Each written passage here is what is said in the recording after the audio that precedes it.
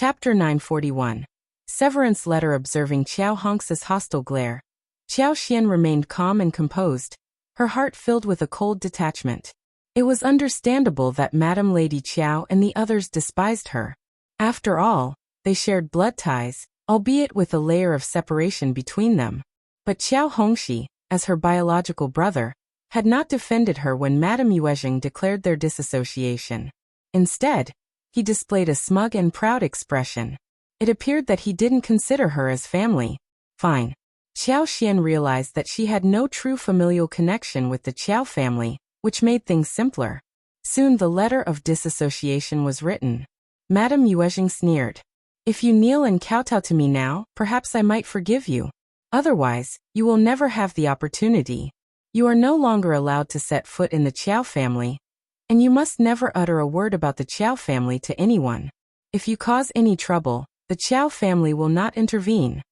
Qiao Hongxi seemed concerned that Qiao Xian and Xiao Yunduan might have regrets. Before they could respond to Madame Yuezheng, he handed them the letter. Take it and leave. Remember, you are forbidden from returning to the Qiao family, and you cannot claim any affiliation with us. Qiao Xian glanced at him and smiled. I cannot accept this letter of disassociation. What do you mean? Qiao Hongxi sneered. Regretting your decision? It's too late.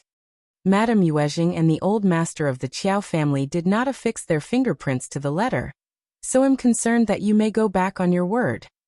Qiao Xian's seemingly casual remark caused an uproar within the Qiao family. How dare you? How unreasonable. You. Fine. Bring me the letter of disassociation, and I will sign it. Madame Yuezheng glared at Qiao Xian, her gaze filled with a desire to inflict harm. She scowled. You certainly hold yourself in high regard. First Madame Qiao sneered as well. She turned to the relative beside her and ordered, Go fetch the old master and inform him that something is amiss at home. Second Mrs. Qiao didn't want to be left behind. Bring second old master here too. Soon, the two Qiao family patriarchs returned to the mansion, their expressions far from pleasant upon seeing Xiao Yunduan and Qiao Xian. Old Master Qiao exuded an air of dignity, even emitting a contemptuous snort through pursed lips. Evidently, Qiao Xian had divulged everything to the servants during their journey. They held no fondness for Qiao Xian, and Xiao Yunduan either. However, their overconfidence failed to intimidate Qiao Xian and Xiao Yunduan. Xiao Yunduan spoke. You must be the old master and second old master of the Qiao family. Please sign the contract and provide us with the letter. We shall take our leave. Xiao Yunduan's tone and expression irked the two patriarchs, fueling their annoyance further. It was no wonder the entire family found these two individuals exasperating. They were insufferable. How impolite of you.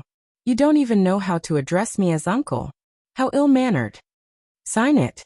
The second old master sneered. Are you serious? Don't you dare regret this. Qiao Xian retorted. Why would we regret it? Or is it you who regrets? Madame Lady Qiao made the promise, and you lack the filial devotion to honor it. Chapter 942 shows absurd. The two Qiao family patriarchs grew infuriated by their impudence. Reluctantly, the brothers signed the contract and sneered. How did the Qiao family produce a daughter like you? When third brother and his wife return, I will certainly inquire about this as their elder brother. Xiao Yunduan took the letter and began reading it. Qiao Xian maintained a calm smile. Sure, go ahead and ask them. If it's convenient, you can even let me know their responses. I'm curious to see how they've been educating their children all these years. The two old masters stood dumbfounded, caught off guard by Qiao Xian's audacity. Madame Lady Qiao grew increasingly annoyed. Just leave already. Xiao Yunduan gently pulled Qiao Xian. Let's go. Qiao Xian nodded and followed him, without casting a backward glance. The Qiao family seethed with anger, hurling curses at Qiao Xian and Xiao Yunduan for their unreasonable behavior. They continued to blame County Magistrate Qiao and Madame Qiao for raising such a rebellious girl. It was utterly humiliating. Suddenly, second Mrs. Qiao smiled at Qiao Hongxi. Oh, by the way, Hongxi, you seemed familiar with them. Have you met them before? Madame Lady Qiao also recalled. Yes, Hongxi, how did you come across them? Hongxi felt somewhat embarrassed. He had been humiliated by Qiao Xian and Xiao Yunduan right before his eyes. Therefore he vaguely replied, "I bumped into those two individuals on the street, and they ended up accusing and scolding me. I knew they weren't good people. They're just troublemakers." Madam Lady Qiao displayed a look of disgust. "Bitches will always be bitches. They're foolish and despicable. I was concerned they would continue to bother us, but it seems it's all too easy. If anyone dares to approach our doorstep again, instruct the gatekeeper to drive them away immediately." They all nodded in agreement. Old Master Qiao chimed in, "Mom, Xiao Yunduan appears to be dim-witted, and he's certainly not qualified to become an advanced scholar. After the spring examination, they'll leave the capital and never return. Let's just pretend they don't exist. I don't think we need to inform the clan about this. What do you think?" Removal from the clan was a significant matter. They would have to report the reasons to the relatives within the clan, and both parties would provide a clear explanation in person. Then, the clan would decide whether to proceed with the removal. Although the Qiao family had the final say within the circle, going through the motions to formally remove Qiao Xian from the clan would still bring humiliation to the Qiao family if word got out. It wasn't pleasant to have raised such a mischievous daughter within the Qiao family. Madame Yuezheng pondered for a moment and nodded. "All right, that's a fair deal for her." As soon as Qiao Xian and Xiao Yunduan stepped out of the Qiao family, they clung to each other, crying in each other's arms.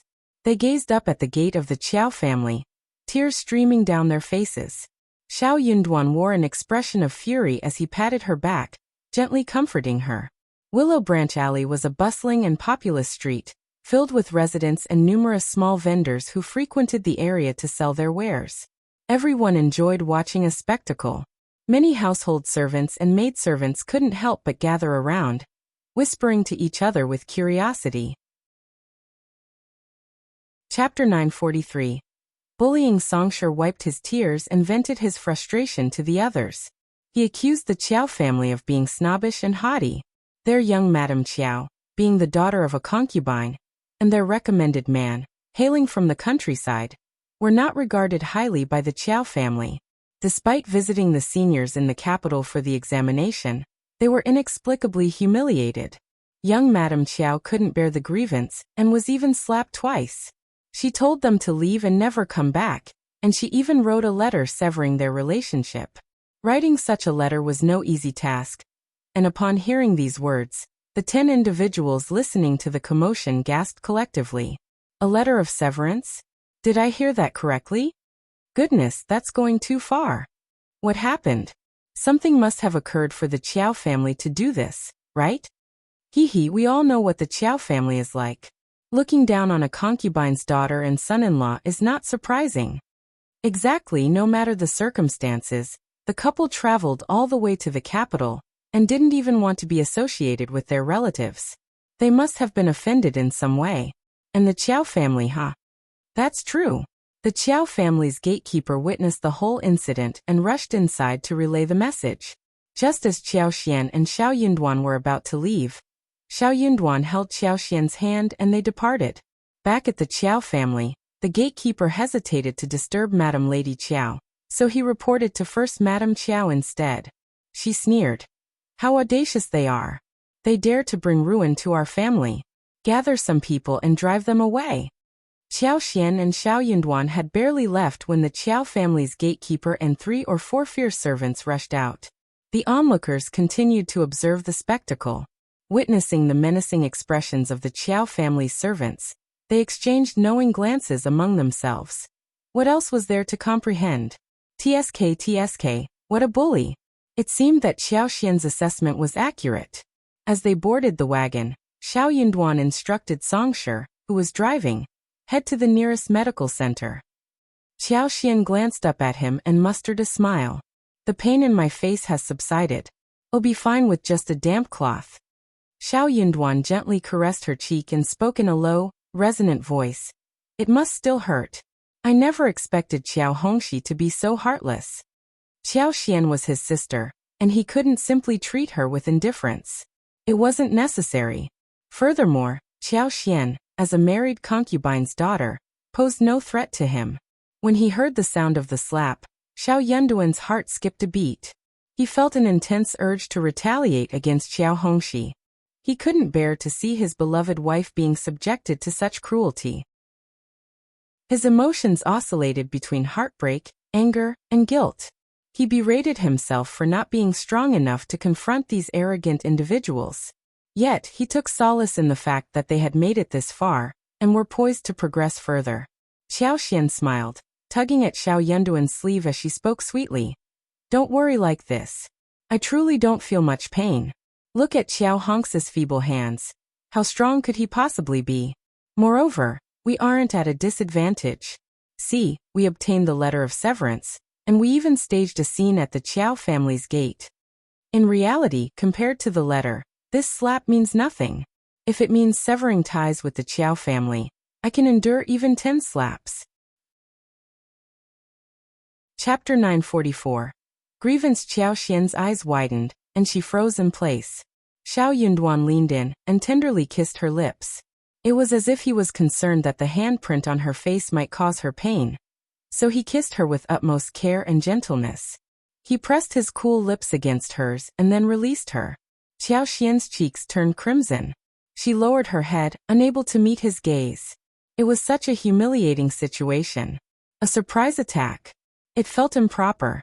Observing her head lowered, her ears tinged with a blush, and her neck adorned with a faint layer of redness, Xiao Yunduan felt a sense of satisfaction. So his wife could become shy so easily?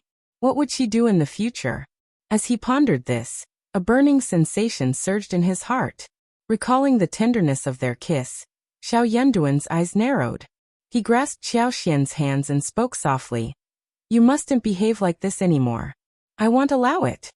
Xiao Yunduan was consumed by anger, thinking about how Qiao Xian could have evaded Qiao Hongxi's slap.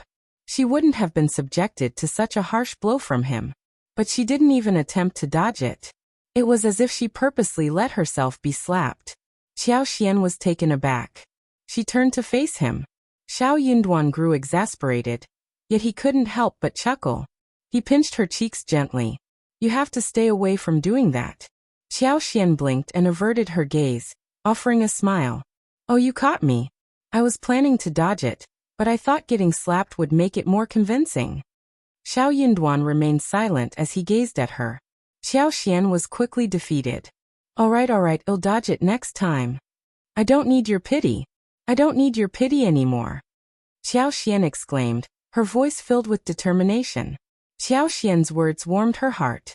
She nodded in acknowledgement. Understood. Despite her inner happiness, when she smiled, she inadvertently moved the corner of her mouth too much, causing a twinge of pain from her wound. Xiao Yunduan, who had been smiling back at her, grew alarmed once again. Does it hurt? Just endure it a little longer. Songsher, why are you driving so slowly? Hurry. With urgency, Xiao Yunduan guided Qiao Xian into the clinic, calling out for a doctor. His anxious tone startled the doctor, who assumed a highly important patient had arrived, and greeted them with utmost seriousness. However, upon seeing Xiao Yunduan's request for a diagnosis of Qiao Xian's facial injury, the doctor became tongue-tied. He glared at him and muttered, It's just a superficial wound, isn't it? Take a bottle of ointment home, apply it a few times, and there won't be any trace left. What's the point of making a fuss? Xiao Yunduan couldn't believe it. Is that really enough? Look at her swollen face, it's a serious injury. Shouldn't you prescribe additional medicine? The doctor glared back. Feeling humiliated, Qiao Xian kicked Xiao Yunduan and spoke to the doctor. Just ignore him. He's intoxicated and speaking nonsense. Please give us some ointment. Xiao Yunduan was about to say something when Qiao Xian shot him a glare, silencing him. Yet she still felt nervous as she observed Qiao Xian. Chapter 945. Unexplainable. Qiao Xian took the ointment from the doctor and requested a basin of water to clean their faces before leaving. The doctor stared at Xiao Yunduan for a while, then waved his hand impatiently. Just go. Expressing gratitude, Xiao Yunduan led Qiao Xian to the back hall. Qiao Xian remained silent, conflicted between feelings of humiliation and happiness. Upon returning home, Xiao Yunduan instructed Songsher not to reveal his identity or show up in person. He even enlisted the help of some idlers to spread the news about what had transpired earlier that day. They didn't need to worry about the cost. The news would circulate within Liuji Alley, bringing benefits to Qiao Xian and Xiao Yunduan.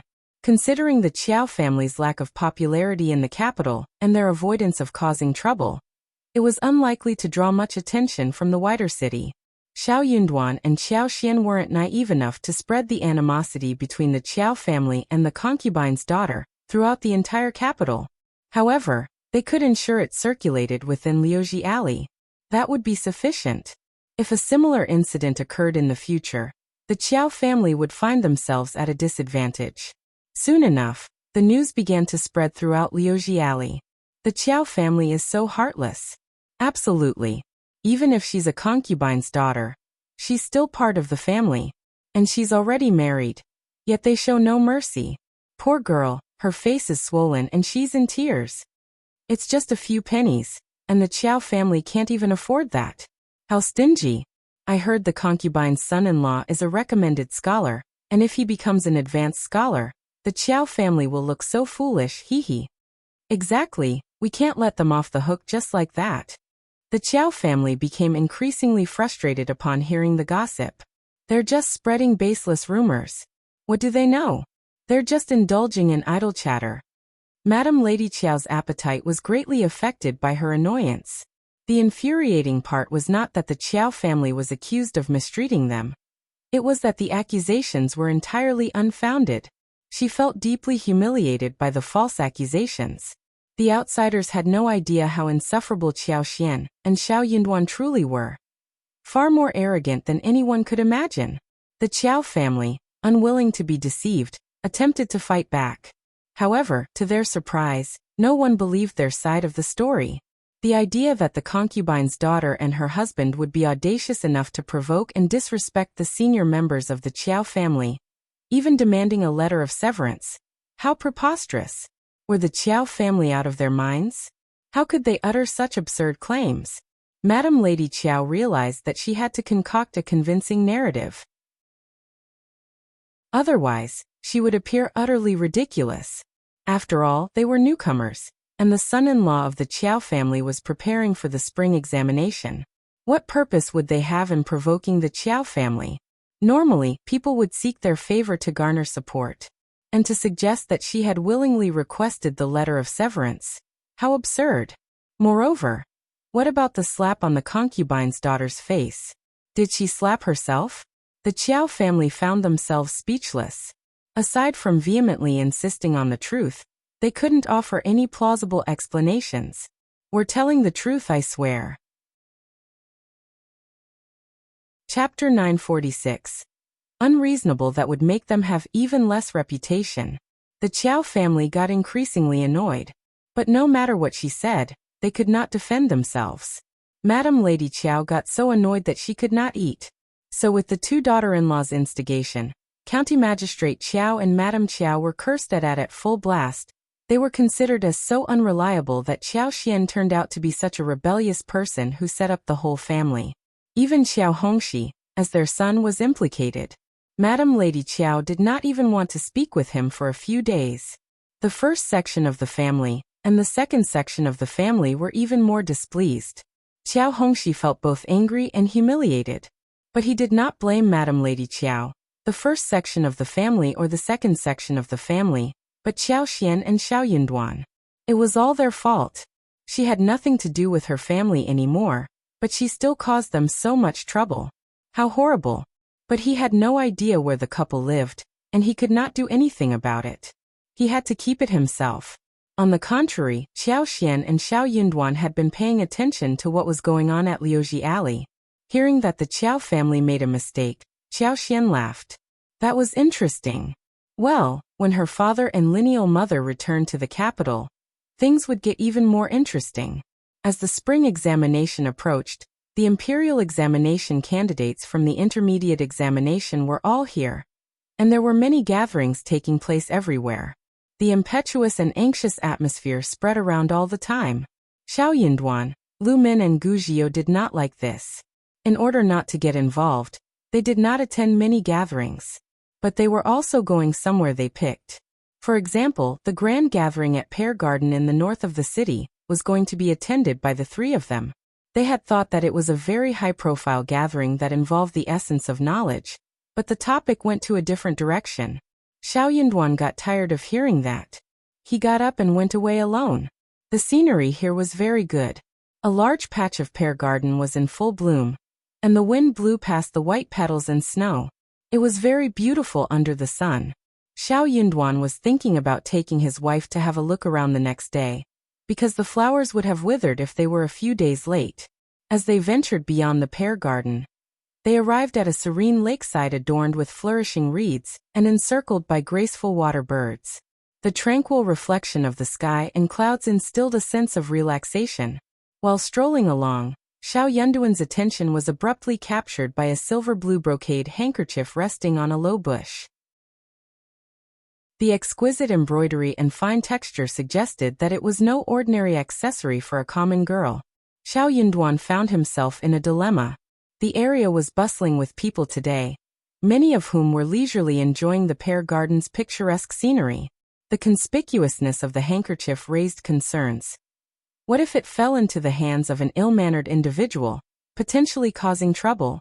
He pondered the possibility of retrieving it and disposing of it discreetly later, thus preventing any innocent girl from suffering harm. However, an inherent reluctance prevented Xiao Yunduan from directly involving himself in such affairs.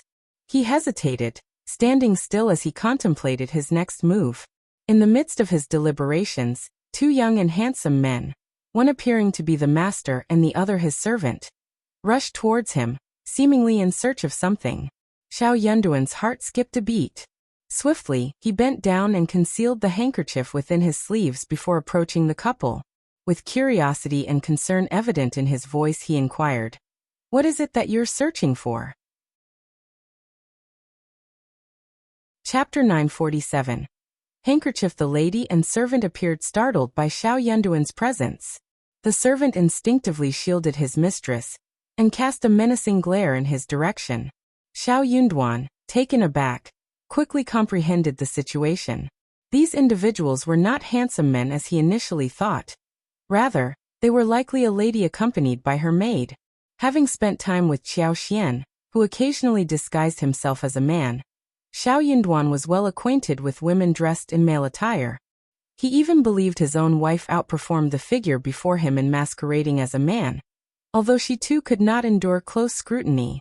The maid seemed to perceive Xiao Yunduan as a troublemaker, emitting a disdainful snort and fixing him with an aggressive gaze. "None of your business. Step aside." Frowning, Xiao Yunduan felt a sense of revulsion. However, considering the circumstances, a woman and an unfamiliar man of unknown background and character, it was reasonable for them to exercise caution. If the handkerchief truly belonged to this lady, he could return it to her. Xiao Yunduan straightforwardly voiced his intention. "I came across a handkerchief earlier. Could you inform me? Where is it? Show it to us immediately." The two maids turned pale, and before Xiao Yunduan could finish his sentence, the maid snapped at him, perceiving a threat in his words. Disgust mounting, Xiao Yunduan retained his composure and calmly replied, "Apologies, but I am unaware of the handkerchief's owner.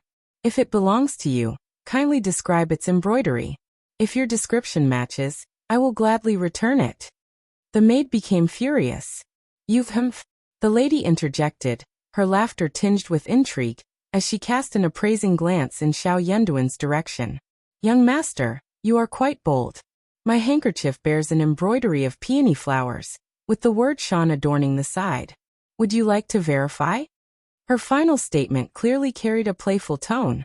Without scrutinizing the handkerchief closely, Xiao Yunduan returned it to the lady. "No need, I believe it is yours." He nodded at her and proceeded to depart. "Young master," the lady called out, halting his departure, and chuckled. "Might I inquire about your name, young master? Are you also participating in the spring examination?" Xiao Yunduan paused momentarily, deliberately ignoring her, and walked away swiftly, soon disappearing from their view. The lady, Tian, found even greater amusement in the encounter. She chuckled gleefully, her beautiful phoenix eyes reflecting her genuine interest. She murmured to herself, "This person is quite intriguing." It's rare to encounter such an interesting and well-mannered young master. The handkerchief was crafted from palace-grade incense figurine, a material discernible to anyone, even those unaware of its significance. Its embroidery exemplified exquisite artistry, requiring several days for even the most skilled embroiderers to complete. Being a recommended man, Xiao Yunduan possessed astuteness. He could discern that the person owning such a handkerchief undoubtedly hailed from an exceptional family. If the handkerchief were to be found in someone else's possession, it would pose a significant inconvenience. With the approaching spring examination, everyone sought advantageous connections. A great opportunity might have presented itself right before him. Yet he disregarded it entirely, not even entertaining a conversation. This man proved to be truly captivating. As Tian Shanshan pondered, his handsome countenance, tall and slender like bamboo, and his captivating black gem-like eyes resurfaced in her mind. Heat tinged her cheeks, and her heart skipped a beat in response. Chapter 948. Not fighting. A shy smile graced Tian Shanshan's face. Fu, perplexed by the situation, breathed a sigh of relief. It's a good thing he understood, or else we would have given him a lesson. Indeed, Tian Shanshan replied, glancing at Fu and chuckling. Let's not speak of that again. Isn't he handsome, well-mannered, kind-hearted and knowledgeable? Taken aback, Fu turned to Tian Shanshan. Her eyes widened as she stuttered. Miss, you can't be. Tian Shanshan blushed, but maintained her composure. Enough, it's too early to discuss such matters. As the Minister of Personnel's direct daughter, the niece of the esteemed concubine Mei in the palace, and the cousin protected by His Highness the Fourth Prince, Tian Shanshan had her standards set high. Only a talented and handsome top-ranked scholar would be deemed worthy as a potential husband. Others simply did not measure up. Yet, due to her genuine interest in this man, she cared little even if he were not the top-ranked scholar. Nevertheless, Fu was shocked beyond words, her hand instinctively covering her mouth to stifle a potential scream. What had gotten into her lady? How could she develop affections for a man awaiting the examination results? Thankfully, her lady still retained her rationality. Soon, Tian Shanshan confided in the other intermediate girls in the capital, revealing her infatuation with a candidate poised to succeed in the imperial examination. She made it clear that once the results were announced, no one would be permitted to interfere. In essence, she implied that even if other families sought to secure a son-in-law, they would have to wait until she had made her choice. Tian Shanshan held a prominent status among the noble ladies in the capital's intermediate circle, and enjoyed considerable popularity. There was no favored princess in the palace, and those born of concubines paled in comparison to her. None dared to defy her wishes. The noble ladies playfully teased Tian Shanshan, eagerly inquiring about the identity of the man in question. Tian Shanshan maintained her enigmatic smile, and offered no answers. She had no intention of divulging any information until everything was clarified. What if the man failed to secure the top-ranked scholar position? In that case, she had no intention of letting anyone know about her connection with him. Word of this affair spread like wildfire, reaching even the imperial capital of Xuan. People even approached Officer Tian from the Ministry of Personnel to inquire about the matter. Officer Tian could only smile helplessly, regarding it as his daughter's marriage. As long as she was happy, he and his wife trusted her judgment. If it worked out, it would undoubtedly become an extraordinary tale. Emperor Qian found the situation intriguing and grew interested. He declared that he would orchestrate a grand wedding for the newlyweds, allowing Officer Tian to bestow his daughter in a magnificent manner. Officer Tian was overjoyed. Truthfully, he was not overly concerned. He understood his daughter's prideful nature, as she regarded all noble families, princes, kings, and young masters of the capital with disdain. He had no knowledge of the identity of the imperial examination candidate, but he was confident that his daughter's choice would be to his liking. They lacked neither power nor status. What they needed were individuals of exceptional talent. He couldn't wait to welcome such a son-in-law into the family. Given Tian Shanshan's status as the revered daughter of heaven, news of the affair quickly spread throughout the capital.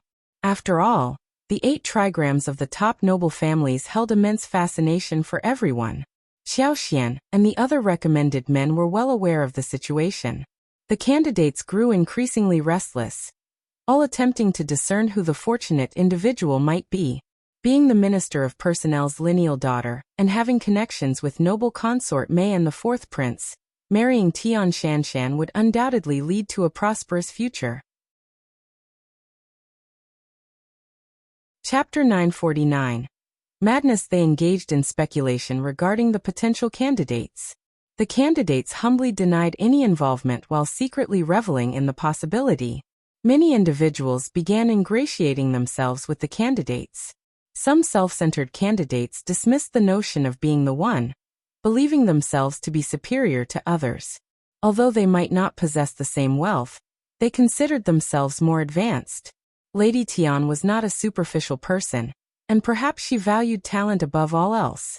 Or perhaps it was simply fate that had brought them together. They saw an opportunity before the final revelation. Xiao Xian was delighted, even engaging in conversation with Xiao Yunduan and asking for his opinion on the culprit. Xiao Yunduan found himself torn between amusement and exasperation. He had no idea of Lady Tian's preferences. Besides himself, no one else could accurately guess which recommended man she favored. These people had far too much free time on their hands. Furthermore, Lady Tian must have been teasing them all. Xiao Xian also smiled and responded, "Darling, you're absolutely right. It doesn't matter who he is as long as it's not you." Xiao Yunduan grinned. Of course. Being already married, he knew he wasn't in the running.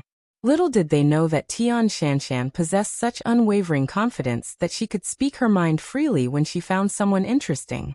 She had never considered anything beyond that, nor did she care. The scholars, advanced scholars and young scholars from the Hanlin Academy were all envious of Tian Shanshan's privileged position as the Minister of Personnel's daughter. They couldn't help but wonder why such a fortuitous event didn't happen during their own spring examinations. It would have been marvelous. The accomplished advanced scholars, who had already passed the spring examination and were still young, felt that they should be considered as well.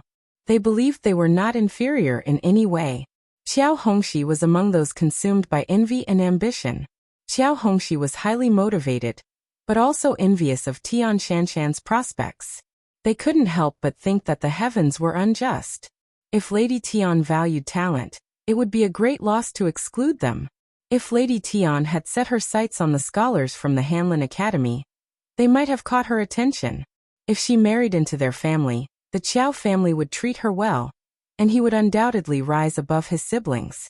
More importantly, marrying Lady Tian was akin to marrying the 4th prince.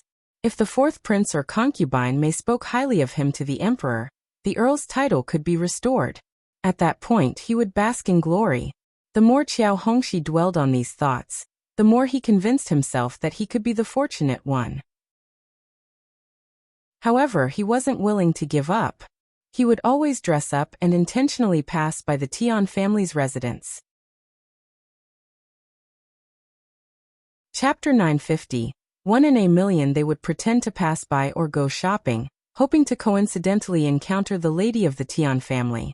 What if Lady Tian was still available, and he still had a chance? However, Qiao Hongxi became increasingly annoyed as she noticed many people aimlessly loitering around the Tian family's residence. She recognized some of them. It was exasperating. They acted as if they didn't know each other.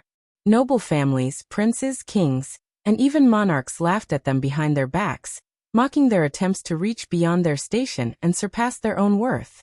They went to great lengths to make it happen. How humiliating. Elder Miss, with her proud nature, would never fall for their schemes. Soon the time for the spring examination arrived. The sky was clear, without a cloud for miles.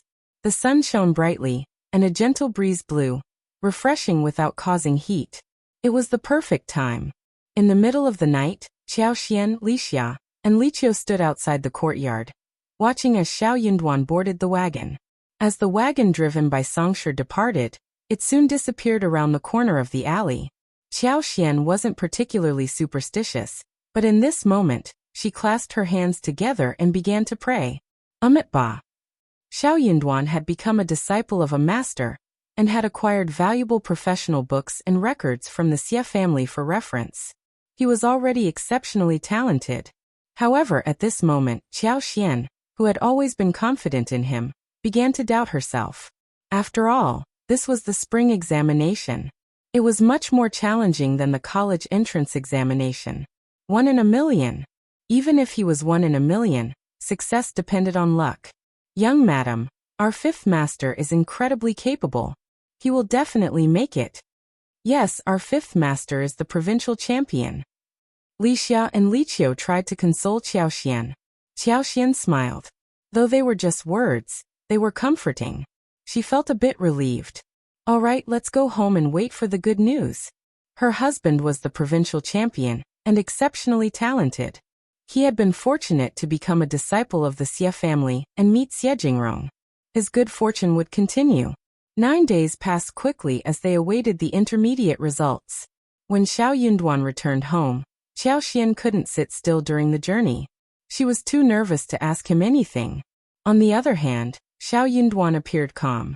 Despite looking tired, he took Qiao Xian's hands and smiled gently at her. Darling, I should have done well. Being an advanced scholar should be within reach. Suddenly, Qiao Xian understood the situation. She nodded with a bright smile. Yes, young Master Xie spoke highly of my husband's knowledge, and we're all anticipating good news.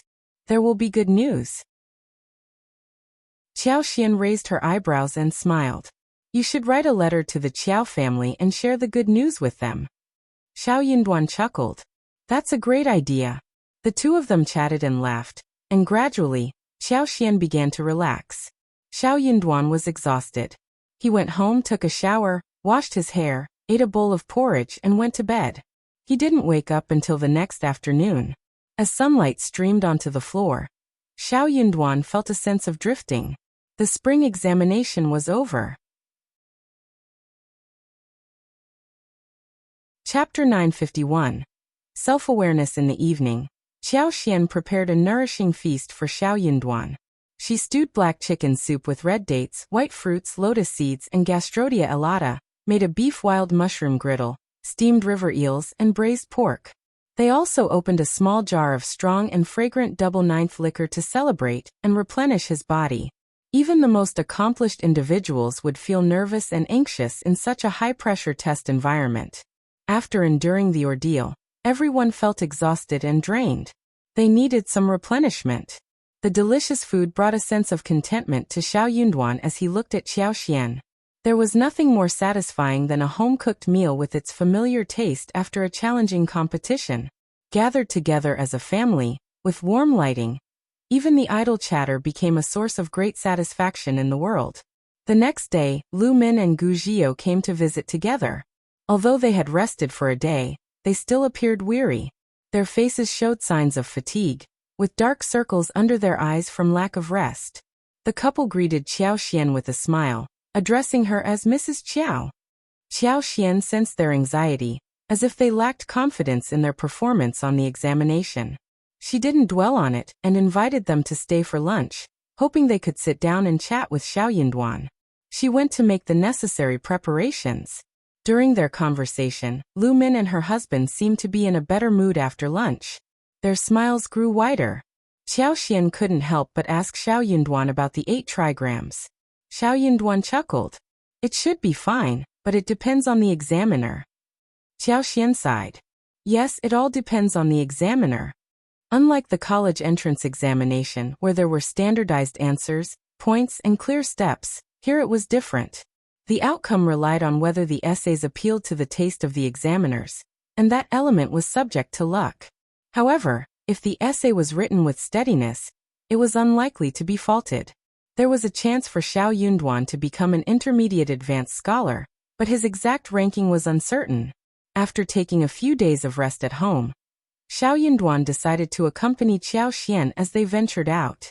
There were numerous gatherings among the candidates, but Xiao Yunduan, Lu Min, and Gu Zhio were not interested in participating, so they chose not to attend. The couple set out towards the outskirts of the capital together. Xiao Yinduan wanted to keep his wife company since he had no other pressing matters to attend to. Unfortunately, luck was not on their side, as they unexpectedly ran into Hongxi once again. Both parties fell into an awkward silence. They were about to ignore each other and continue enjoying the scenery on their boat when Hongxi refused to let them be. He sneered and said, "Leaving as soon as you see me? Feeling guilty, are you?" Xian replied, "Who are you?" "It's you." Hongxi grew even more irritated. He sneered at Xiao Yinduan saying, "Why are you so arrogant? The rankings will be released soon. Are you confident that you'll make it to the intermediate level?" Xiao Yinduan smiled. "I have no idea." "Huh." Hongxi became even more smug. "At least you're self-aware about your abilities." Chapter 952. Bet with Hongxi. Xian chuckled. "Before the rankings are released, no one can say that they have become intermediate. Or did you dare to? So my husband is telling the truth. He knows nothing about himself." Hongxi sneered. "You know what you are capable of, right?" Xian said. "Of course." Hongxi. "How annoying." Xian chuckled. "Young Master Qiao, what about making a bet?" Hongxi sneered. "A bet? Yay." Xian threw a look at Xiao Yinduan and saw that Xiao Yinduan had no intention of stopping her. She continued with a smile. "If my husband fails the spring examination, we will pay you 1,000 liang. And if my husband makes it, you will pay us 1,000 liang. Do you dare?" Would they dare to do so? Hearing this, Hongxi could not help but feel angry. This lowly concubine's daughter. She used to be a timid daughter of a concubine who did not even dare to breathe loudly in front of him, but now she was provoking him. "Do you dare?" He could not stand that anymore. How could he not dare to? Hongxi sneered. "Okay, since you are so eager to give me money, I will fulfill your wish." "Why not?" "I want to raise the bet. If I win, you will kowtow to me 3 times, and if I lose, the same goes for me. Do you dare?" Hongxi felt slightly better when he returned the words to Xian. Xian smiled at Xiao Yinduan. "What do you think, darling?" Xiao Yinduan smiled. "Any way you want, darling." Hongxi thought that they were just putting on a show. He sneered and sneered. "Okay, let's play with him. We don't care about 1,000 liang. We can just use this for fun." Xiao Yinduan laughed. "True, darling." Hongxi glared.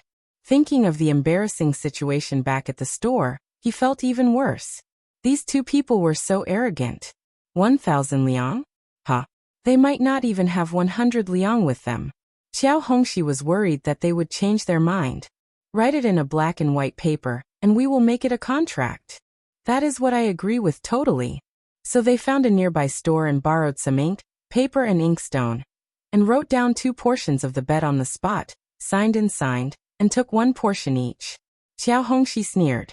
"Don't forget to get the money ready. I won't go easy on you." Xian smiled. "Same to you. 1,000 liang. I wonder if you can afford that." Hongxi glared at her and said, "That is none of your business." Then he left. He did not need 1,000 liang, because he was not going to lose. Hongxi soon got rid of the anxiety in his heart. He was not going to lose. Xian put away the bet and smiled at Xiao Yinduan. "Darling, we are so lucky today. Someone offered 1,000 liang and 3 kowtows." Xiao Yinduan added, "Darling, are you so sure that I can make it to intermediate?" Xian said, "Of course, I trust my husband." For some reason, she seemed to have regained her confidence after being stimulated by Hongxi. Her husband had never disappointed her. Xiao Yinduan felt his heart warmed. He smiled. Chapter 953. Lucky it was bustling in the capital. The tea houses, wine stores, and streets were abuzz with discussions about the spring examination of the year. The names of many popular candidates had already become well known. One particular piece of news that gained significant attention was the announcement by the Minister of Personnel's daughter that she was seeking a husband. It quickly became a hot topic of conversation. Meanwhile, the candidates themselves appeared increasingly confident as the exam progressed. Finally, the long-awaited moment arrived. The release of the results. Lu Min and Gu Zhio anxiously joined Xiao Yunduan and Qiao Xian, waiting for the outcome. Xiao Yunduan and Qiao Xian couldn't help but feel a sense of nervousness. Early in the morning, Lu Min, Gu Zhio, and Song's his page boys headed to the location where the rankings were displayed, eager to see their positions. Time seemed to crawl by, and eventually, Songshi and the others returned home together. Their anxiety was palpable, and for a while, none of them uttered a word. However, beneath their apprehensive expressions, they all wore hopeful smiles. Lu Min couldn't contain her excitement and grabbed her page boy. "Did you make it to the intermediate level? Not if you did." The page boy responded with an enthusiastic nod and a silly grin. Gu Zhio inquired, "Are the three of us in the intermediate level?" The three page boys nodded incessantly. Okay, that's fantastic. Ha ha ha, he did it. He finally advanced to the intermediate level. Yes, we did it. The servants knelt down and bowed, congratulating them. Finally, they could articulate their joy. Qiao Xian let out a sigh of relief, beaming as he handed red packets to Songshi and the others. They were all filled with immense joy. "Brother Gu, Brother Qiao, tonight's celebration is on me. Let's enjoy ourselves." Lu Min exclaimed. "That's fantastic, haha." Gu Zhio responded, sharing in the excitement. They laughed heartily, their spirits soaring, before entering the room and taking their seats. They invited Songshi and the other two to join them, eager to hear about the rankings and the atmosphere of the examination hall. Lu Min had obtained the lowest rank among them, but it didn't dampen his spirits. He remained elated. Becoming intermediate was already a remarkable achievement in itself. Out of the 3,000 participants, only 180 would secure a place in the intermediate level, and even ranking among the bottom 180 was considered a rare accomplishment. Gu Zhio and Xiao Yunduan had achieved positions in the middle range. Gu Zhio felt fortunate to have attained a decent rank, bringing him great happiness. However, Xiao Yunduan's ranking surprised them both. The more they discussed Xiao Yunduan's performance, the more they realized the disparity between them. They had previously regarded Xiao Yunduan as a good friend, but now their admiration for him grew. His knowledge far surpassed theirs. Both Gu Zhio and Lu Min pondered over what they should say to Xiao Yunduan. They felt a mix of awe and concern. Xiao Yunduan himself had confidence in his abilities, believing that he would reach a high rank within the intermediate level, despite being in the middle range. They exchanged glances, feeling slightly awkward. They were unsure whether they should praise Xiao Yunduan or offer consolation. In the end, Gu Zhio smiled warmly. "Remember, the imperial examination is yet to come, Brother Xiao. Give it your all. We're eagerly waiting to witness your exceptional talent." "Yes, indeed. Brother Xiao, it seems you've been concealing your true abilities. Don't be too modest during the imperial examination." Lu Min added enthusiastically. Xiao Yunduan chuckled in response. "You're too kind with your words." Deep down, he knew that Master Yun had advised him against taking unnecessary risks during the imperial examination.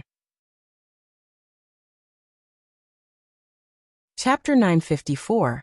Various meanings. Because the stakes were too high, and it truly depended on the examiner's mind whether they were talented or not. Only the standard ones, with one or two slightly outstanding highlights. And most importantly, the examiner could not find any mistakes so they could be stable. He was going to put on a good show during the imperial examination.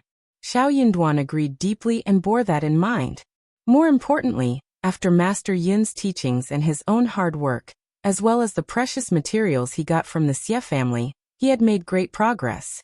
He was totally capable of making this examination work with an easy base, and he could make whatever articles he wanted.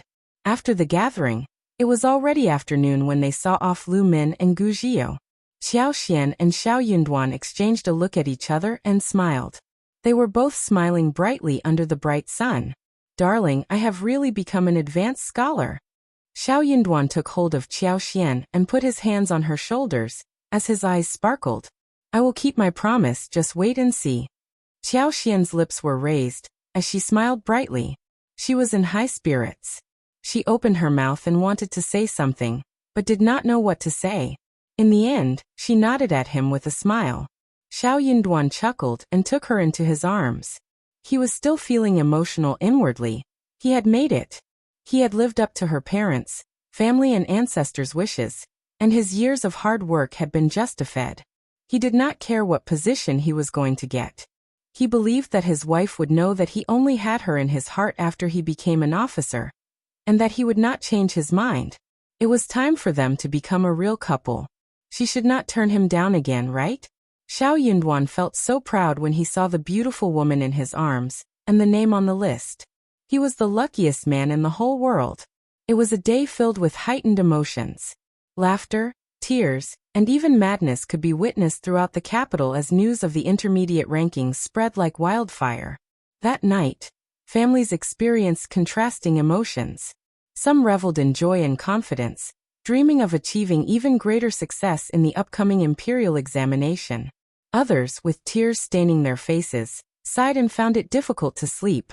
The shame of their performance lingered, and they could no longer face their fellow competitors. They awaited the day they could return to their hometowns, hoping to gather the strength to fight again in 3 years, or else abandon their pursuits. Such was the cruelty experienced when thousands of soldiers and horses crossed a narrow bridge. The imperial examination was scheduled to take place 3 days after the release of the rankings. Despite its significance, the atmosphere leading up to the examination was notably different. After all, even if one ranked last in the imperial examination, they would still carry the title. Most people were well aware of their position within the competitive intermediate field.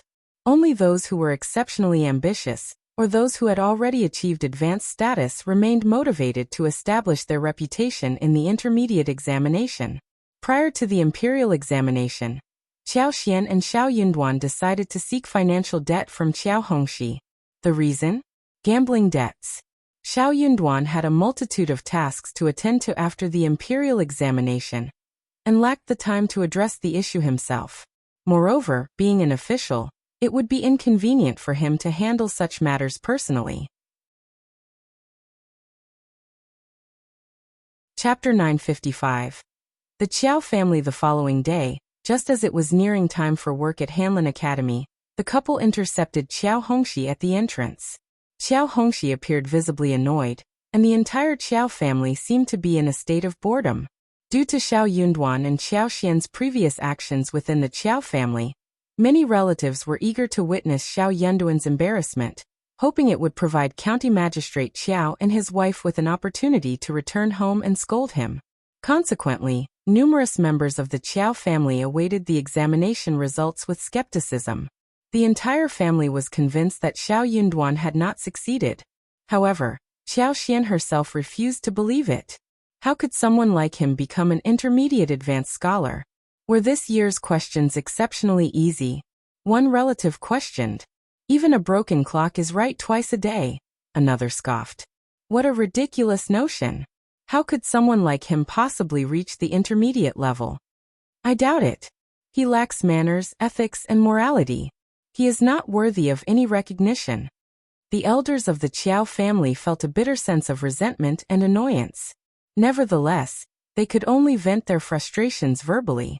Regardless of their boldness, they would never dare to report the matter. To question the fairness of the imperial court was no trifling matter, and causing trouble could lead to their own ruin. In the end, they consoled themselves with a thought. He is fortunate not to have become an official. If he were to achieve that position, he would meet an untimely demise without ever realizing how it happened. Besides, we severed the engagement with him long ago.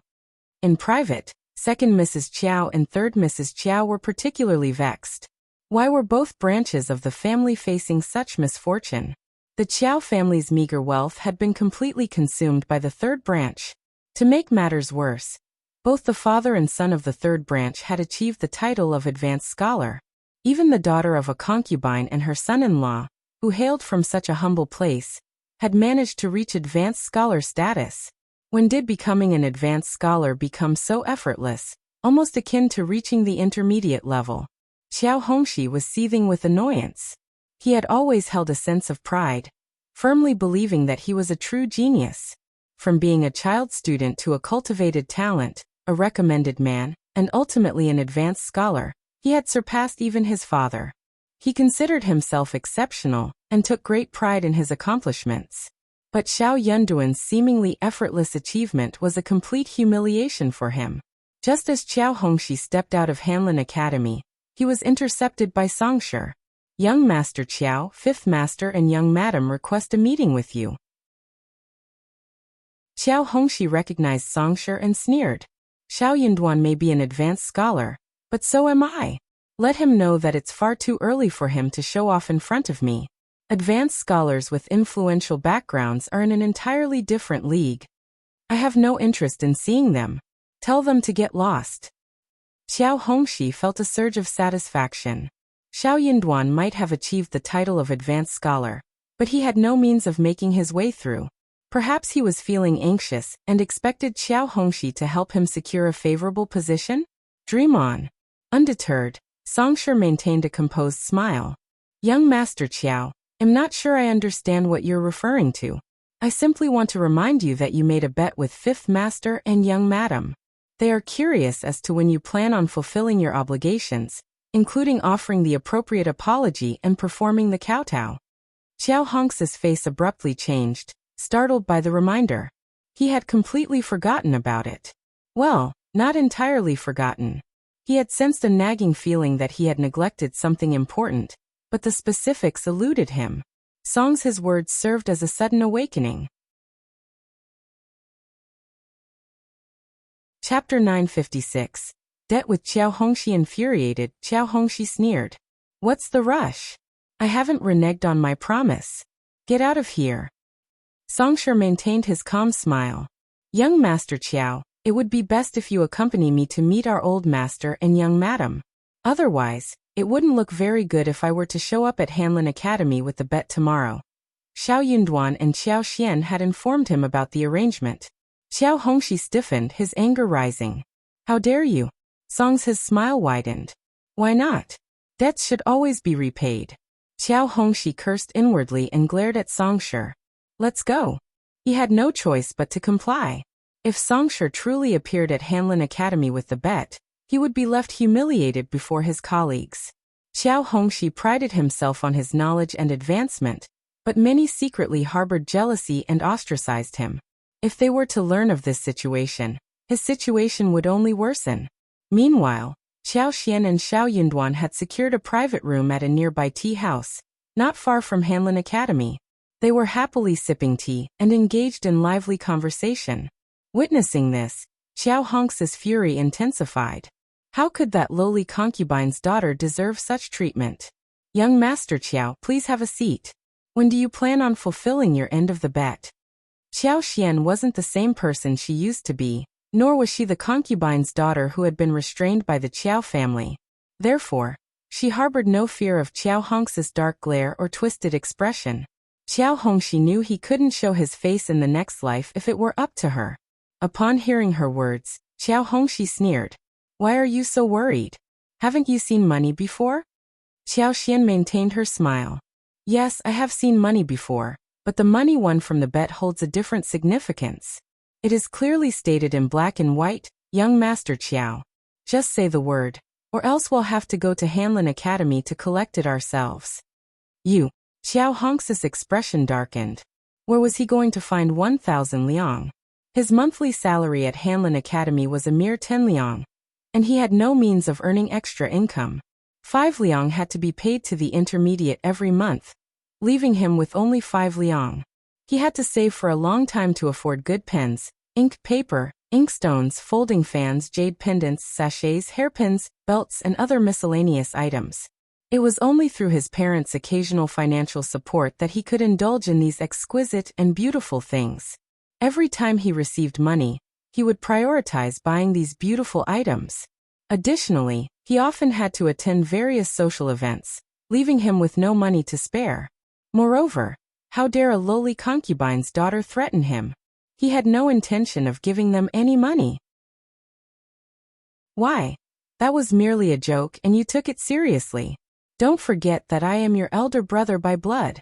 Our parents will be returning soon, and you should think about how to explain this to them. Qiao Hongxi snorted. There were no outsiders present, and he was merely being shameless. Qiao Xian found it inconvenient that there were no cell phones in this era to record such situations. People like him should be recorded for all to see. She wanted to reveal his true nature to the world. Xiao Yunduan spoke calmly. Officer Qiao and Madam Qiao can go to the capital, but that has nothing to do with us. You wrote the letter yourself, and the senior members of the Qiao family have signed it. You cannot simply back out now. Qiao Xian's smile persisted. What about you? Do you want us to return the money to you at Hanlin Academy, or to the Qiao family? Or perhaps you would like to report us to the governmental office. If you find any errors, ads pop up, ads redirect, broken links, non-standard content, etc., please let us know. Report so we can fix it as soon as possible. Chapter 957. Short-sighted. Qiao Hongxi gritted his teeth and said with a dark look, Xiao Yunduan, you are an advanced scholar now, and Qiao Xian is part of the Qiao family.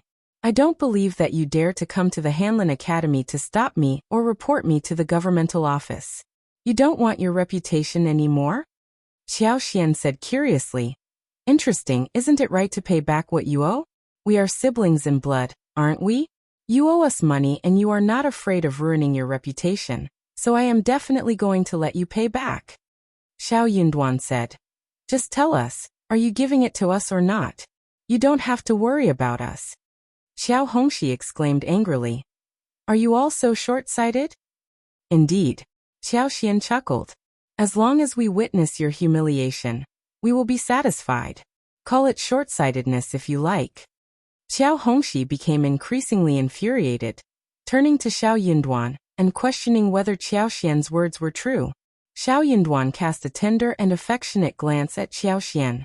That's what my wife says.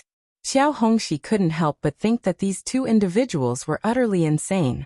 Xiao Yunduan seemed to care little about his own reputation and future, so what was the point of becoming an advanced scholar? In Qiao Hongxi's opinion, someone as foolish as Xiao Yunduan did not deserve to be an officer. He should be exposed for his incompetence. Shi Jin Xiangyu was akin to a precious gem, while they were nothing more than worthless tiles. It wasn't worth engaging in direct conflict with them. Qiao Hongxi finally admitted defeat. She didn't want anyone else to discover this humiliating incident. Not at Hanlin Academy, nor within her own family. If Madame Yuezheng, her uncles, aunts, and cousins were to learn of this, they would surely mock her. Besides, 1,000 liang was not an amount the intermediate would pay on her behalf. After pondering for a moment, Qiao Hongxi reluctantly said, I don't have that much money at the moment. It will take me approximately 2 months. In less than 2 months, her parents would return to the capital. Her mother must have saved up a considerable amount, and by that time, she could borrow some money from her mother to repay the debt. Feeling cornered, Qiao Hongxi had no choice but to appease his mother. He didn't want to reveal the truth to her. Qiao Xian and Xiao Yunduan understood his predicament. They exchanged a knowing glance, and Qiao Xian smiled. That is acceptable, but you must provide a written agreement to ensure you won't go back on your word. Qiao Hongxi glared at her resentfully. He didn't want to write the agreement, but he knew he had no other option. Fine. As for the remaining 3 kowtows, can we proceed now? There's no need to delay, right? Qiao Xian suggested. Qiao Hongxi flushed with anger. You insolent girl, don't push it too far. Xiao Yunduan gave him a cold stare. My wife is the spouse of an advanced scholar. Qiao Hongxi, show some respect, or I won't hold back. To curse at his wife and hit him for no reason. What else could Xiao Yunduan do? Qiao Hongxi panted heavily, glaring at the couple. He had never experienced such humiliation before, and the fact that he had brought it upon himself made Qiao Hongxi almost feel like he was going to cough up blood. What on earth was wrong with him? Why did he say something so foolish? Qiao Xian was in high spirits. She finally had someone to stand up for her. Let's see if you dare to go back on your word. Qiao Hongxi, your dark secrets are still in our possession, so I suggest you show some respect. If you're unwilling to perform the kowtows, we can negotiate further. If you find any errors, ads pop up, ads redirect, broken links, non-standard content, etc. Please let us know report so we can fix it as soon as possible. Chapter 958. Family Price. Qiao Hongxi didn't easily trust Qiao Xian. To him, Qiao Xian was like a demon. Instead of feeling relieved, he grew even more cautious and asked, "What are your intentions?" Qiao Xian chuckled, knowing she wasn't naive. "My idea is simple. 1,000 liang for one head, and 3,000 liang for 3 heads, so you don't have to kowtow 3 times. Qiao Hongxi was speechless. Xiao Yunduan coughed and covered his mouth, a smile of indulgence on his face. When did his wife become so greedy? But he liked it. The Qiao family was extremely poor, and his wife had struck the jackpot. Qiao Hongxi felt a mixture of anger and annoyance. "Why don't you just rob us instead? That's the price of family love, not robbery." Qiao Xian innocently replied. "You are the editor of the Hanlin Academy, a respected man. Isn't kowtowing worth 1,000 taels of silver? I think you need at least 10,000 liang to match your position. How about 1,000 liang it is?" Qiao Hongxi interrupted, startled and not daring to argue further. "Deal." Qiao Xian smiled. "Okay, let's put it in writing." Qiao Hongxi grumbled as he started to write. He signed the paper and left angrily. As he walked out of the tea house, he staggered and nearly fell. He looked up at the sunlight, feeling dizzy and overwhelmed with a sense of loss.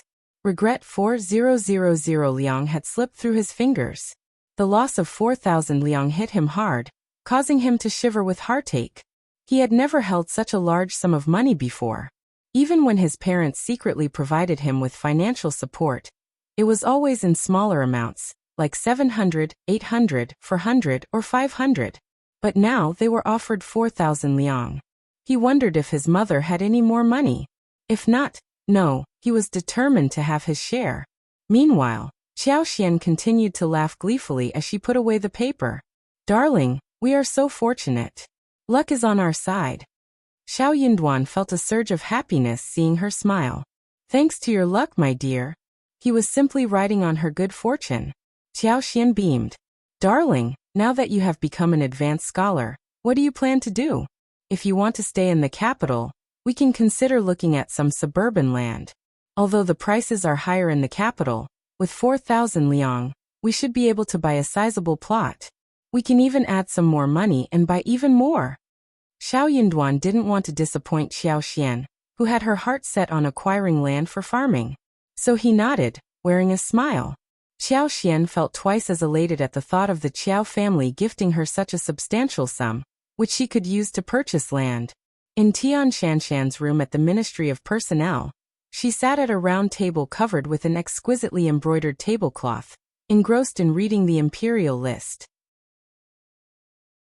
Tian Shanshan smiled as she read the names one by one, finding it quite an interesting activity. Standing beside her, Fu looked puzzled. "Young lady, you're forbidden from finding out who the young master is. Can you discern his identity from the list?" They had been separated from Xiao Yunduan since their encounter at the pear garden the other day. However, with the Tian family's influence, it would have been easy for Tian Shanshan to track down Xiao Yunduan. But she chose not to. She dismissed the idea of searching for him within her own household. If you find any errors, ads pop up, ads redirect, broken links, non-standard content, etc., please let us know report so we can fix it as soon as possible. Chapter 959. Wait and see. Tian Shanshan glanced at Fu and chuckled. "I don't know, but who cares? I'm sure he must be on the list. Isn't that intriguing?" Fu scratched her head and smiled, still looking a bit puzzled. She couldn't quite grasp what made it so fascinating. But if her lady said it was interesting, then it must be true. She couldn't admit her own ignorance.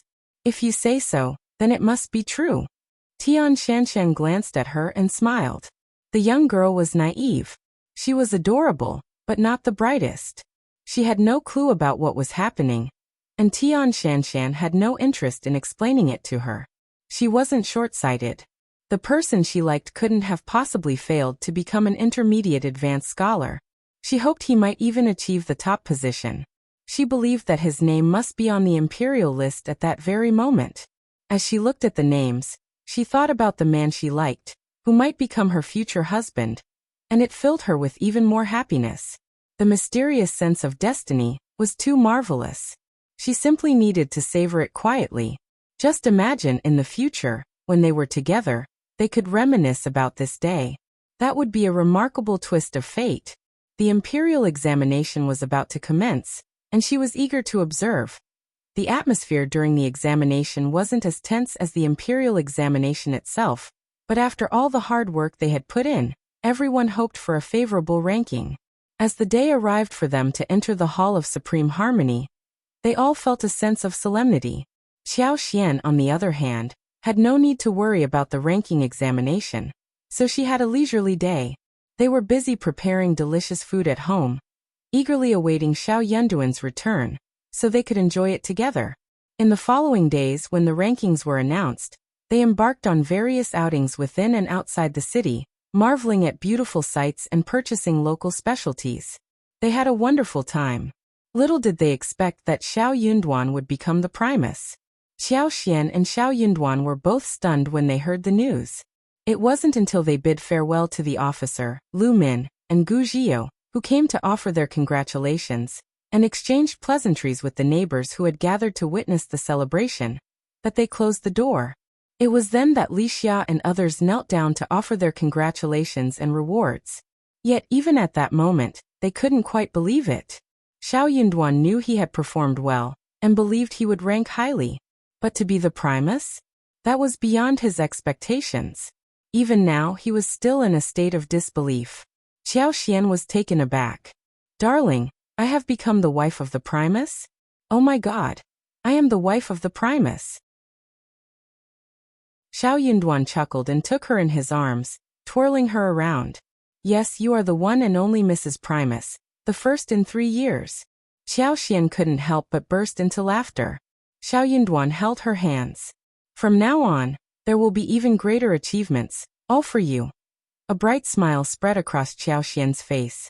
The two of them exchanged a glance and felt an overwhelming sense of joy. However, within the Ministry of Personnel, chaos ensued. The day before the results were announced, Tian Shanshan sketched Xiao Yunduan's face and asked her father to find out if the Primus was indeed the same man she had in mind. Tian Shanshan was skilled in various arts such as playing the zither, chess, calligraphy and painting. With her remarkable memory, she could vividly depict Xiao Yunduan's appearance on paper. If you find any errors, ads pop up, ads redirect, broken links, non-standard content, etc., please let us know. Report so we can fix it as soon as possible.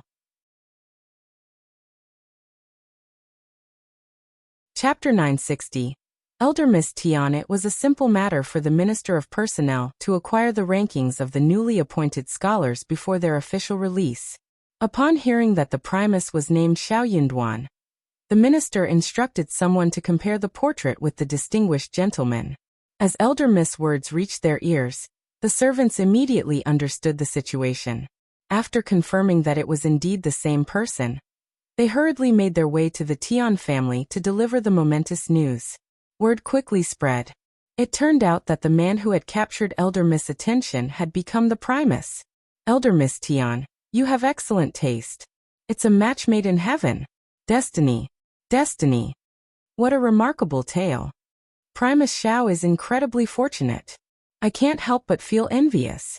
Xiao Yunduan's name swiftly circulated throughout the capital, making him the fastest and most revered Primus in the history of the Qin dynasty. Understandably, many people sought to uncover his background. Before long, the issue surfaced. Primus Xiao was already married, and his wife had accompanied him to the capital for the examination, standing by his side. This revelation left everyone stunned. They were speechless. Whenever the imperial examination candidates arrived in the capital, the focus was solely on the candidates themselves. No one cared about their marital status or the presence of their spouse. The situation gave rise to numerous divorces. The idea of a wife accompanying her husband to the capital for the examination was unheard of and highly unusual. Women were not accustomed to such extensive travel, and few men were willing to undertake such a long journey with their wives. However, fate seemed to have played a role. Oh my, Primus Xiao is already married. This is... In my opinion, Primus Xiao's family cannot be compared to Elder Miss from the Ministry of Personnel. They are worlds apart. But they are still a married couple. What will Elder Miss do? Such a dreadful predicament. I wonder if Primus Xiao regrets it. No, could it be a misunderstanding? I have never heard of anyone bringing their wife to the capital for the examination. Is that even allowed? I am not sure, and no one else seems to know either. Perhaps it is a misunderstanding. But how can that be? A fellow townsman of Primus Xiao even visited their residence and witnessed it firsthand. What they said must be true. The Tian family felt a mixture of embarrassment and frustration. The matter had been significant from the start, and at this point, it could no longer be concealed. Those individuals who had held a grudge against the Tian family were likely reveling in their misfortune behind closed doors. Officer Tian's face darkened as he snapped at Tian Shanshan. You are nothing but trouble. Why didn't you find out if he was married? What are we supposed to do now? Madame Tian sympathized with her daughter and spoke with anger. Shanshan has been treated unjustly. Old master, we must find a solution. Officer Tian sneered. What other options do we have? It's too late to seek a divorce now. But we can't abandon Shanshan like this, can we? What else can I do when my heart is not in it? If you find any errors, ads pop up, ads redirect, broken links, non-standard content, etc., please let us know. Report so we can fix it as soon as possible.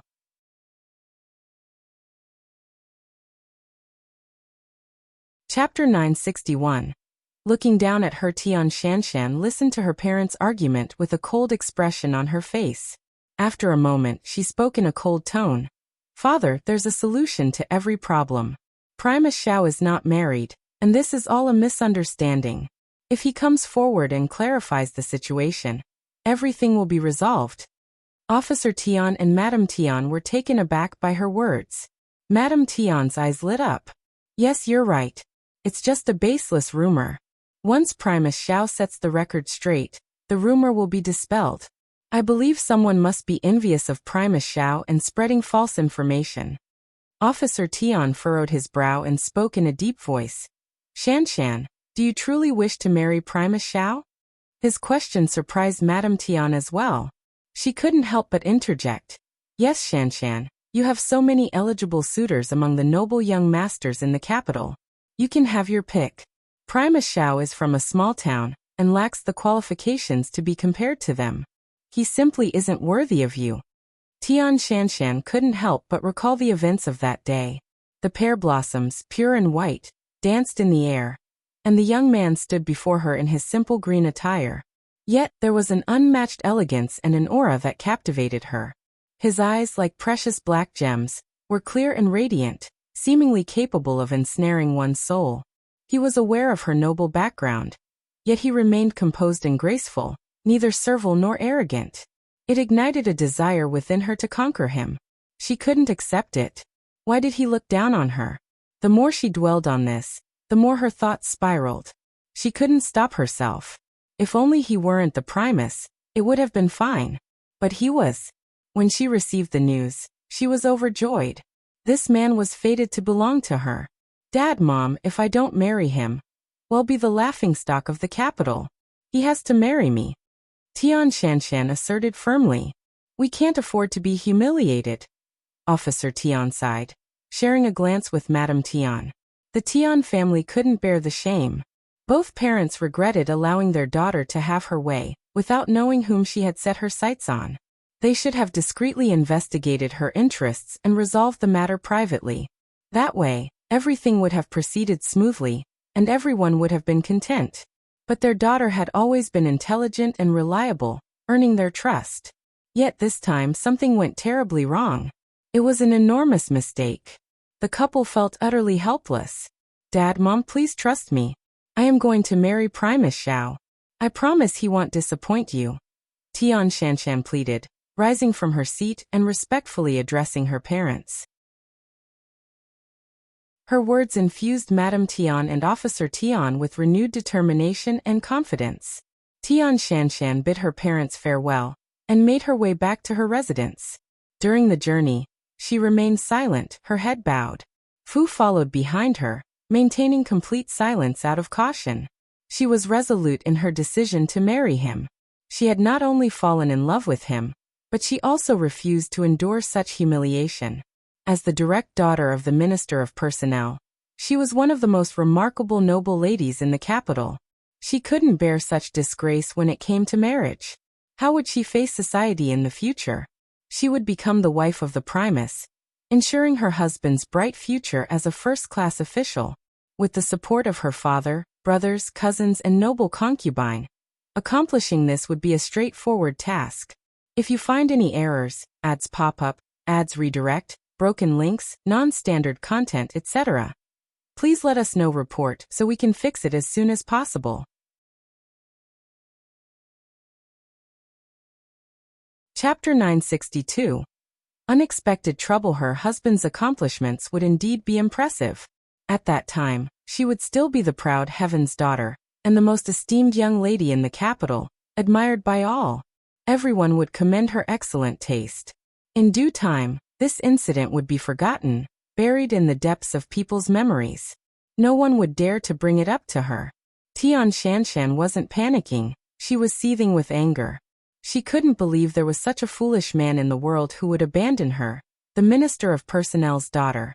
She was frustrated that Primus Qiao had already married, and even if she managed to steal him away, he would still have belonged to another woman. But then she realized, what difference would it make if she married someone who had never been married before? Before marriage, many princes, kings, and young noblemen from prestigious families boasted about their abstinence from concubines or courtesans. It was all a facade. That thought somewhat comforted her. Xiao Yunduan and Qiao Xian were equally shocked by the news. The couple found themselves contemplating the situation. What was happening? Qiao Xian chuckled to herself, acknowledging that she had wished for some challenges to test her in life, as everything had been going too smoothly. True gold feared no fire. Only through trials and tribulations could true emotions be revealed and cherished, even if it meant sacrificing everything. And now, they found themselves facing an unexpected ordeal, caught completely off guard. Absurd. Xiao Yunduan's frustration was evident as he furrowed his brow, voicing his thoughts. Darling, it's just a mishap. It will blow over in a few days. We shouldn't worry about it. Qiao Xian regarded him, then spoke after a brief pause. But what if it doesn't blow over? A sinking feeling gripped the couple's hearts. They were not naive. They understood that this matter wouldn't simply fade away. The Tian family lacked noble status, and they had committed a significant blunder. The entire capital was ridiculing them. How could they simply endure it? While Xiao Yunduan was not at fault, the noble families wouldn't care about such details. Qiao Xian didn't expect the Tian family to be reasonable or seek a resolution. Instead, they would likely vent their anger. As Xiao Yunduan's wife, she and Xiao Yunduan would become targets of blame. Qiao Xian didn't fear death, because she knew the Tian family wouldn't have the audacity to go that far. However, they might resort to more clandestine actions. I will, Xiao Yunduan declared resolutely, gripping Qiao Xian's hands firmly. He appeared determined and serious. Darling Xian, don't worry. I will honor my promise. I won't pursue an official career anymore. Xiao Yunduan felt a sense of relief as he spoke those words. He had already achieved his aspirations. Recommended man, advanced scholar, and Primus. He was on the path to becoming a scholar. He had no regrets in this lifetime. If the realm of officialdom was shrouded in darkness, where those in power could act with impunity, then he would distance himself from it. He would rather retreat to the county and spend the rest of his life peacefully with his wife. Qiao Xian was taken aback, her eyes widening in astonishment. Are you certain? But I don't want that to happen. If you find any errors, ads pop up, ads redirect, broken links, non-standard content, etc., please let us know. Report so we can fix it as soon as possible.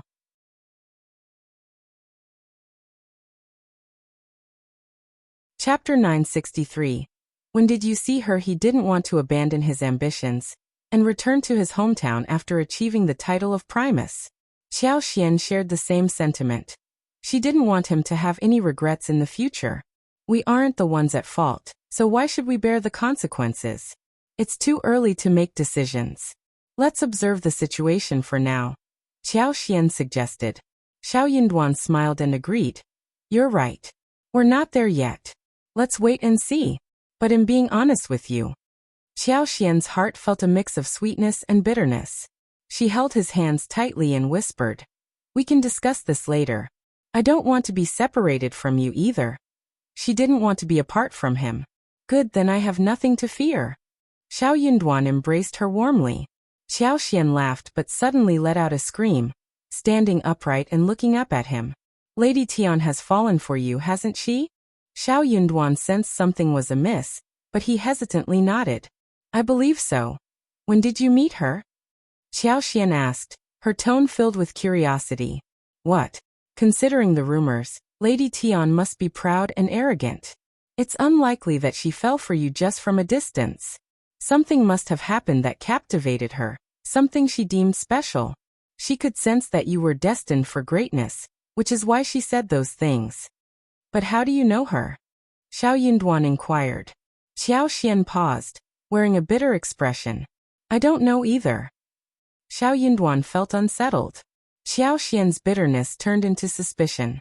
Xiao Yinduan grew anxious and held Qiao Xian's hands firmly. Darling, trust me, I will never. He suddenly recalled the encounter in the pear garden during the intermediate examination. Qiao Xian, who had been staring at him, couldn't help but give him a reproachful look, feeling a twinge of jealousy. Go on.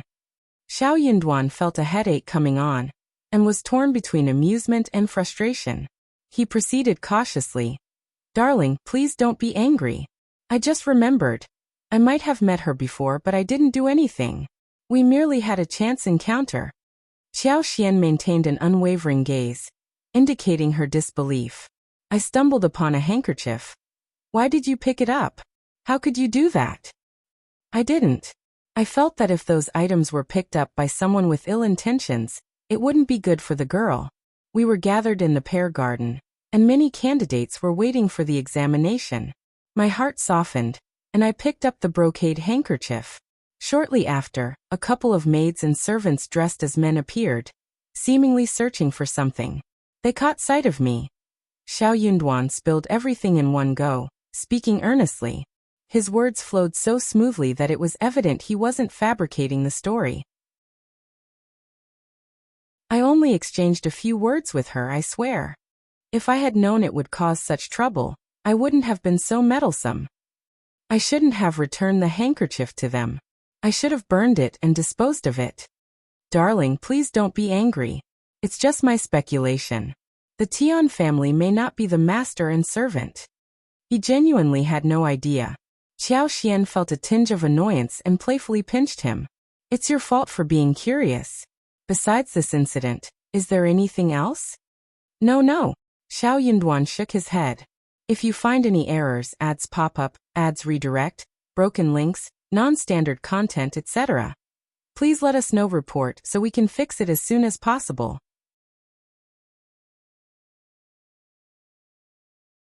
Chapter 964. Known, are you sure? Think about it carefully. Absolutely not. They had already gone through enough trouble this time, and couldn't afford to go through it again. Qiao Xian let out a sigh. If that's the case, then you must have encountered Lady Tian. Lady Tian could easily deduce that he was one of the candidates from the gathering they attended earlier, and he had recognized her as a woman disguised as a man. But he had no interest in her whatsoever, which would be quite intriguing for proud noble ladies. However, at that time, Lady Tian might not have genuinely wanted to marry him. After all, an ordinary candidate in the imperial examination wouldn't capture the attention of a top-tier noble lady. He had to stand out. He needed to be at the very top of the Primus rankings at the very least. That was why Lady Tian had declared that no one should compete with her once the imperial examination results were announced. She wanted first pick. It was clear as day who she intended to choose. If Xiao Yinduan topped the Primus rankings, she would have chosen him. Otherwise, she would have made a mockery out of it.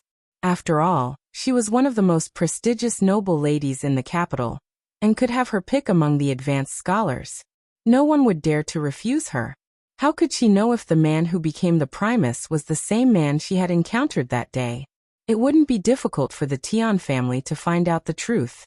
But what irritated Qiao Xian was that they should have verified if he was already married. Why did they have to create so much trouble? But now, the news had spread to everyone. They both felt incredibly embarrassed. In the evening, Lu Min and Gu Zhiyou came to offer their condolences to Qiao Xian and Xiao Yunduan. Qiao Xian and Xiao Yunduan expressed their gratitude, but they also informed Lu Min and Gu Zhiyou that they planned to stay home for the next few days and didn't need any further visits. They didn't want to trouble others or involve them in their predicament. Lu Min and Gu Zhiyou sighed. Brother Xiao, sister-in-law, don't worry. This will blow over in a few days. Well, stay at the inn and avoid going out. If you need any help, just let Songshi know, and we'll be there for you. We might not be able to do much, but we can run errands or assist in any way possible.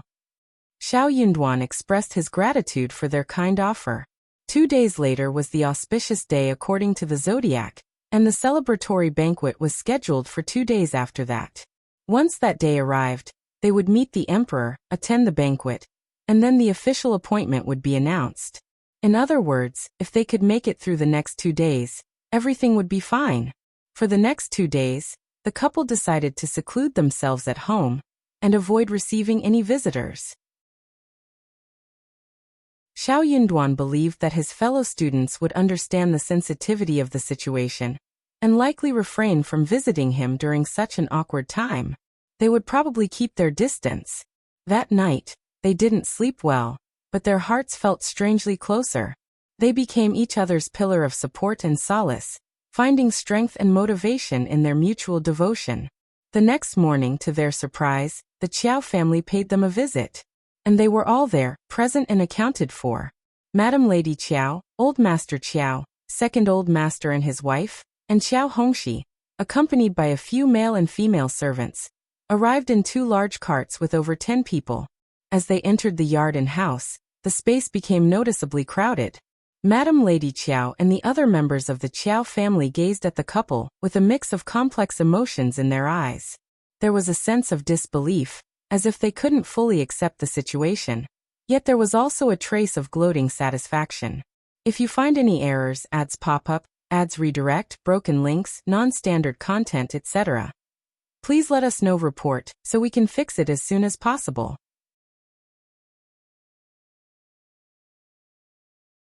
Chapter 965.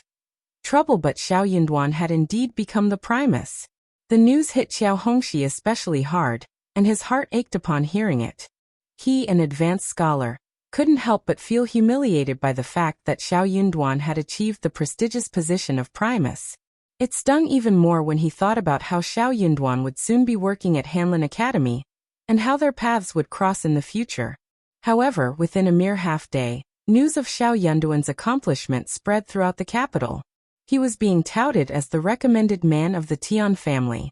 In that moment, Qiao Hongxi couldn't help but feel a pang of jealousy. The thought of Xiao Yunduan's success and the attention he had garnered from the Tian family made him envious.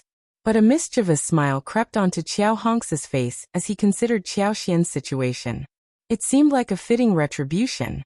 Xiao Yunduan and Qiao Xian had brought this upon themselves by crossing paths with the influential Tian family. And now they were trapped. However, the Tian family wasn't ready to let go of Xiao Yunduan. And thus, this is where they found themselves. Xiao Yunduan was soon to be married to the eldest daughter of the Tian family, and he would become a close cousin to the 4th prince. With the support of both the Tian family and the 4th prince, his future career prospects appeared smooth and promising. While others struggled and trembled with uncertainty, he had already moved forward. Qiao Hongxi's sense of bitterness intensified. But he had no choice. This was the reality of her life, and she had to accept it. How fortunate Xiao Yunduan was to have captured the attention of the eldest daughter. The Qiao family had their own hidden agenda, and each of them had come for a specific purpose, whether they were willing participants or not. What brings you here? Xiao Yunduan inquired, noting the lack of furniture and chairs available, leaving Madam Lady Qiao and Qiao Hongxi to settle for small stools borrowed from the kitchen. Madam Lady Qiao dismissed the servants and attempted to put on a kind demeanor, smiling warmly. Well, it's definitely something good, something great. You're incredibly fortunate. Xiao Yunduan returned the smile. Madam Lady Qiao, you jest. I can't attribute my achievements to mere luck. What I have attained today is the result of decades of hard work and dedication. The fruit of my efforts and understanding. Qiao Xian chimed in, her smile gentle. Indeed, you have rightfully earned the title of Primus, and I have witnessed your unwavering diligence.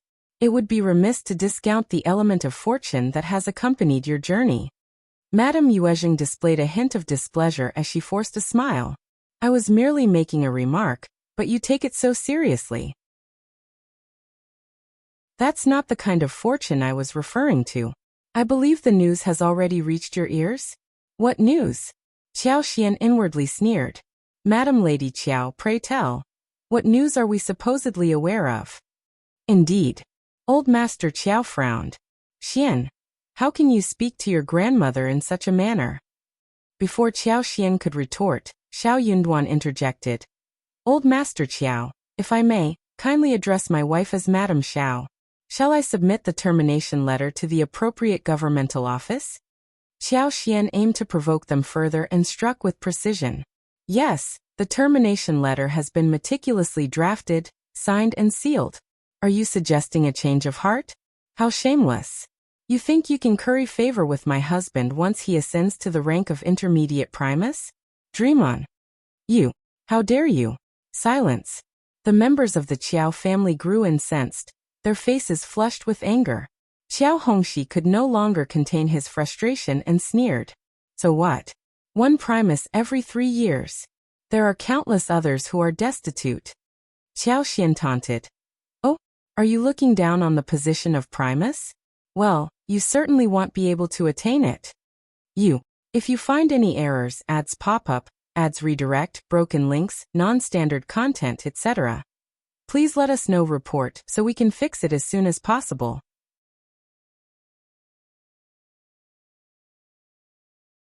Chapter 966. Good fortune, then what brings you here? Old Master Qiao's voice boomed with anger.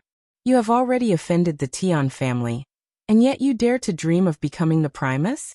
How ludicrous. Do you have any idea what kind of family the Tian family is? They are like the mighty clouds in the sky, while you are nothing more than mud on the ground. If you provoke the Tian family, they can squash you as easily as they would crush an ant. Do not assume I am deceiving you. The power of the Tian family is beyond your wildest imagination. Understand this. Even if you were to be killed, the Ministry of Justice wouldn't dare to investigate your case. Now, can we engage in a civilized conversation? Xiao Yunduan and Qiao Xian realized that they were in the company of those who served the Tian family, mere minions and lackeys. Correction, they aspired to be the lackeys, minions and lapdogs of the Tian family. Xiao Yunduan had to ensure that the Tian family had concluded their business, so that he could fulfill his role as their lackey, minion and lapdog. It was no wonder the entire Qiao family had gathered here. Everyone in the family seemed overly eager to serve as dogs to others, fearing they would miss the opportunity. What is it that you want? The Qiao family sneered, displaying their arrogance. Old Master Qiao proclaimed with pride. Xiao Yunduan, you are fortunate that the Tian family favors you. Despite being married, the Tian family bears no displeasure towards you. That, too, is your good fortune. However, be cautious not to turn your fortune into misfortune. Let me make it clear. The Tian family is still willing to arrange a marriage between Elder Miss Tian and you. Tomorrow, you can publicly declare that the rumors were merely misunderstandings. Qiao Xian is not your wife, but your concubine, and the Qiao family can provide evidence to support this claim. We will also write a letter to our third brother and third sister-in-law, informing them of the situation and ensuring that we all share the same account of events. Since the marriage arrangement with Elder Miss Tian has been settled, Qiao Xian should no longer remain here. We will bring her back home today, and once Elder Miss Tian is married, we will bring her back as well. That is also the intention of the Tian family. Elder Miss Tian is not an unreasonable person. As long as Qiao Xian behaves herself, she will certainly lead a comfortable life. First Madame Qiao couldn't help but sneer. If you continue to be so sharp-tongued, you will only invite trouble upon yourself. Second Old Master spoke. Xiao Yunduan, you must understand that being with the Tian family ensures a secure future like no other. It's something others can only dream of. You should know what is in your best interest. Offending the Tian family would mean kissing your aspirations of becoming an official goodbye. No one will hire you or promote you. Second Mrs. Yuezheng added. Qiao Xian, if you genuinely care about Xiao Yunduan, you should assist him. As a concubine's daughter, occupying the position of his wife brings him no benefits. Compared to elder Miss Tian, you are insignificant. Madam Lady Qiao chimed in. The Tian family is generous, and we can let bygones be bygones. Let's proceed accordingly. It had been a long time since Qiao Xian had felt angered by anyone, but upon hearing the words from the Qiao family, her frustration boiled within her. She knew they would never say anything positive, and she understood their shamelessness. But she had underestimated them. They were truly a united family, capable of presenting shameless words as dignified and reasonable. What did they mean by let bygones be bygones? Xiao Yunduan's expression darkened, and he spoke icily. I refuse. What? I might as well abandon this career. I refuse. Old Master Qiao slammed his hand on the armrest of his chair and snapped. Xiao Yunduan, have some shame. If you find any errors, ads pop up, ads redirect, broken links, non-standard content, etc., please let us know. Report so we can fix it as soon as possible.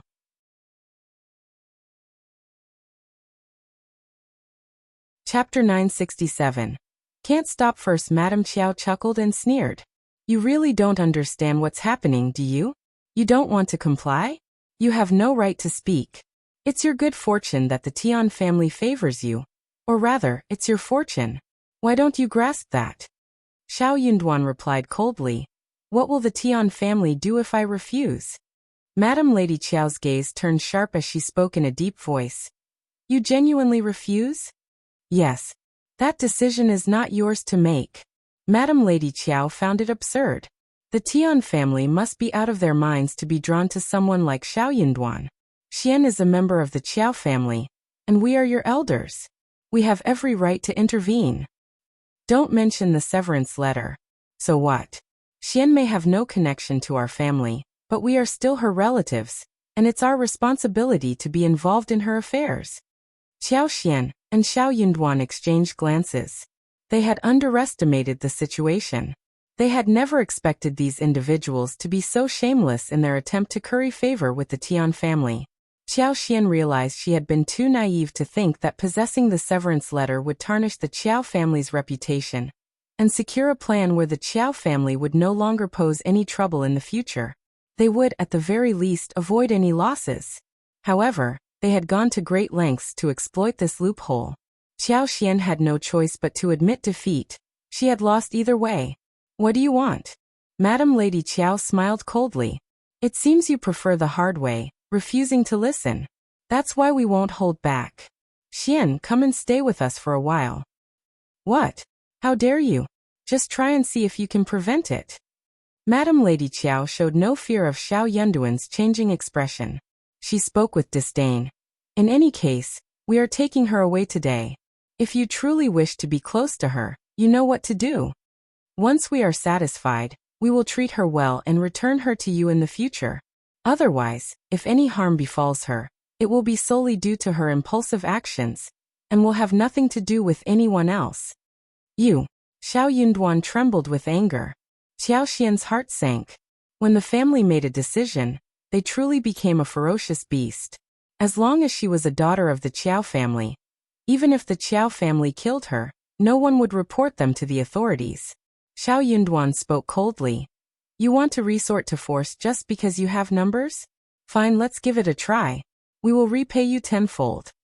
If you dare to do so, I will report you to the authorities, and everyone will know about this. I can relinquish my position, and you will be stuck with me forever. Want you? If you're so determined, I will accompany you. The Qiao family fell silent. They were both shocked and fearful. Xiao Yunduan proved to be even more ruthless than them. Xiao Yunduan had no fear of a life-and-death struggle, whereas they did. It wasn't worth sacrificing the entire family for the sake of these two individuals.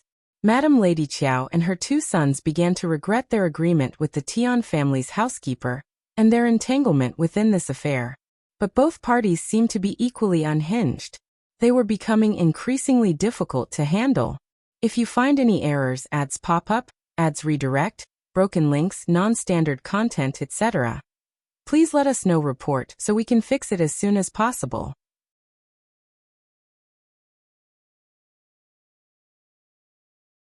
Chapter 968. Helpless. Second Mrs. Qiao suddenly turned towards Qiao Xian. Qiao Xian, do you truly wish for Xiao Yunduan to sacrifice his future for you? You know how hard he has worked to achieve his current position. And now everything is at risk because of you. Is that truly what you want? If so, I truly question whether you treat him well and regard him as your husband. First Madame Qiao chimed in. Indeed, we all desire for our husbands to lead good lives. But you are not a good wife. Qiao Xian pondered silently to herself. If I were to listen to you, I wouldn't even be your wife, so what does being a good wife matter? Xiao Yunduan spoke up. You don't need to force my wife into anything. You don't understand the dynamics between me and my wife. Just leave. Qiao Xian had no intention of giving in to these two women, but upon hearing Xiao Yunduan's words, she felt a surge of joy, as if she were inhaling sweetness. Darling is right. Your words hold no weight with us. Don't waste your efforts. You can curry favor with the Tian family and the Zhang family, but you are mistaken to use us as stepping stones. If there's nothing else, please leave. The expressions on the faces of the Qiao family turned grim. Madame Yuezhen grew increasingly frustrated. What do you know? You think too highly of yourself. You don't have to concern yourself with our family. What if I make you leave today? Qiao Xian chuckled. This is my home, and am not going anywhere. Xiao Yunduan declared. If you dare to take my wife away, go ahead and try. The Qiao family exchanged furtive glances among themselves. They had no idea what to do, and thus, they didn't dare to make an attempt. Qiao Hongxi couldn't help but speak up. You talk big, but I don't believe you truly don't care about your future. Even if he were to become an advanced scholar, he would only be able to attain an intermediate position, let alone become a Primus. He would have a promising future in the governmental office. No one would willingly abandon that. No scholar in the world would willingly do so. Xiao Yunduan's expression remained unchanged. If the Qiao family wants to make a wager, I'll accompany you. Qiao Hongxi grew so frustrated that he was left speechless. The mention of gambling irked Xiao Yunduan. He despised such risky bets. You're on your own. If you regret it, you can send Qiao Xian home. Xiao Yunduan, you're still young, and you'll come to regret this. Old Master Qiao retorted with a harsh tone. Madame Yuezhen glared at Qiao Xian, snorted, and then assisted her daughter-in-law before leaving with the others. As the door closed behind them, they exchanged glances and burst into laughter. Darling, are we laughing because we're being reckless?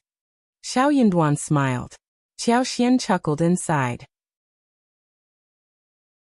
If you don't regret it, then I won't consider myself clever either. Let's take it step by step. If it truly comes to that. If it does, we can simply leave the capital, Xiao Yunduan interjected, covering her mouth with his hand. Qiao Xian blinked and nodded in agreement. The Tian family was merely seeking revenge. If they were to depart, the Tian family wouldn't go as far as to kill them all. It wouldn't be beneficial for them to do so. After all, they weren't mortal enemies. If you find any errors, ads pop up, ads redirect, broken links, non-standard content, etc., please let us know. Report so we can fix it as soon as possible.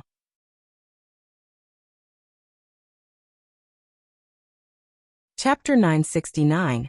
Humiliation. However, if that were the case, Xiao Yunduan's dreams of becoming an official would be shattered forever.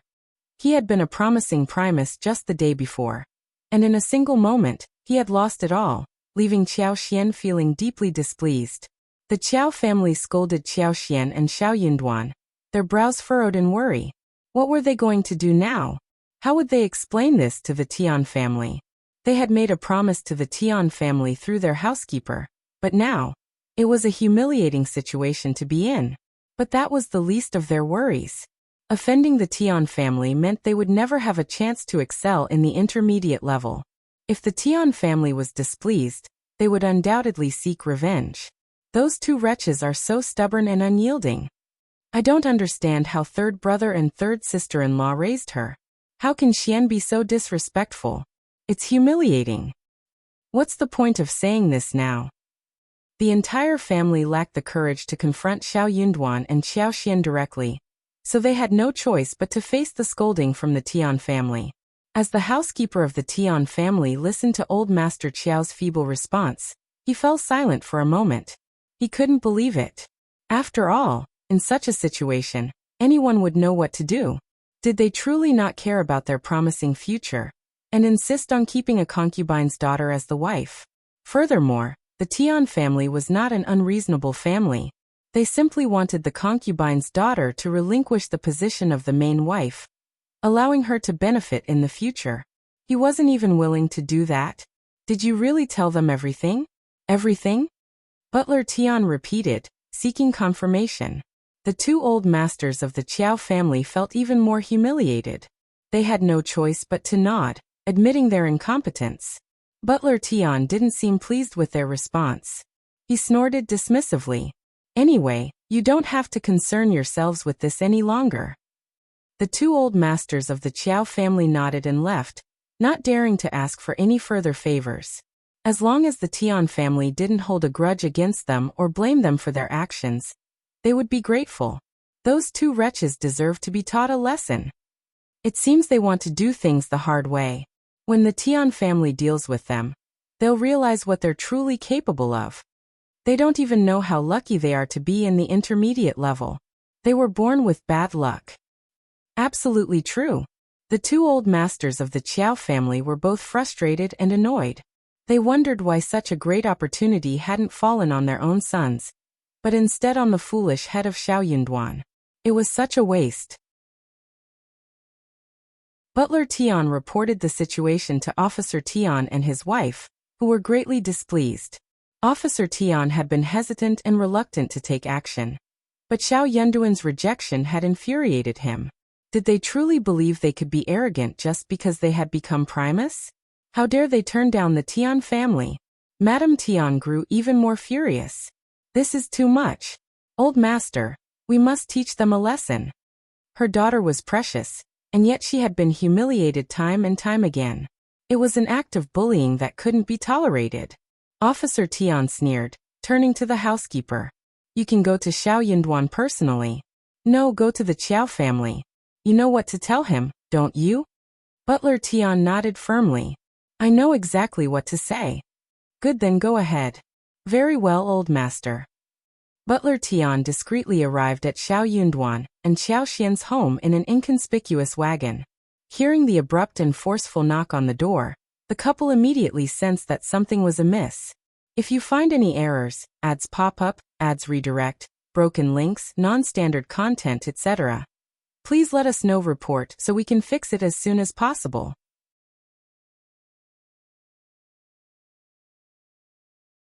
Chapter 970. No regret, and he could tell that the visitor was from the Tian family based on his attire and haughty demeanor. Butler Tian paid no attention to their presence. In his view, the Qiao family failed to secure the deal because they failed to present a thorough analysis of its advantages and disadvantages. He doubted their inability to exert control over the situation. Butler Tian had no time for idle talk. With cold and unwavering pride, he conveyed all the necessary information. In conclusion, he spoke icily. Surely you understand this, don't you? If not, you can forget about becoming the Primus. I can provide you with a more explicit explanation. Mr. Primus, the path to success lies before you. With a single nod, you can ascend to the top and indulge in a life of luxury. Your family and clan will rise alongside you, evoking jealousy and all. It's a privilege that others can only dream of.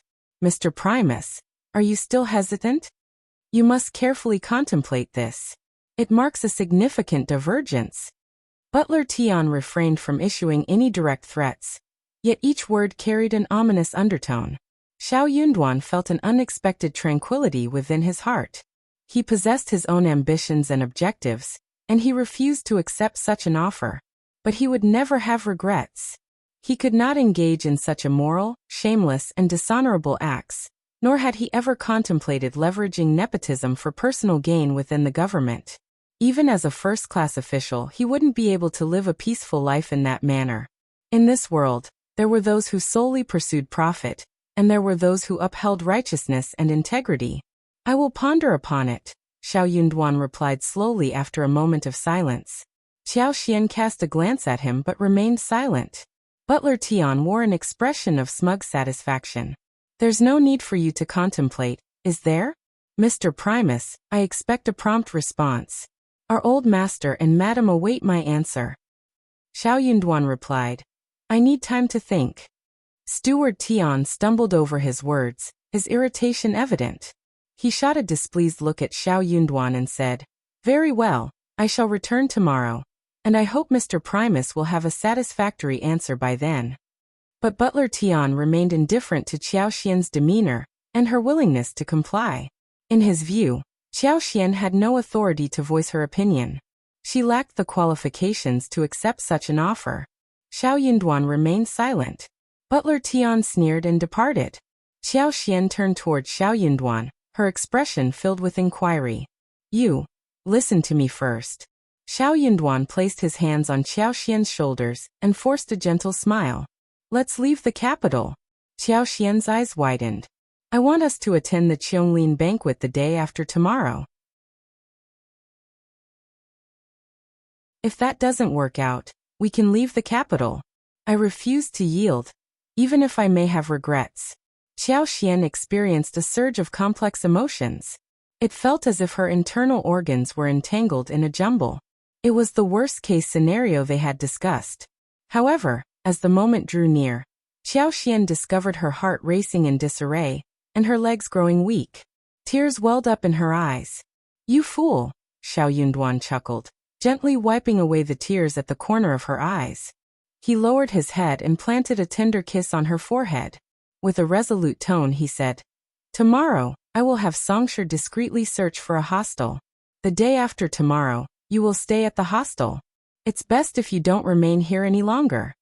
No one could predict the actions the Tian family might take when they exerted such pressure on them. If you find any errors, ads pop up, ads redirect, broken links, non-standard content, etc., please let us know. Report so we can fix it as soon as possible.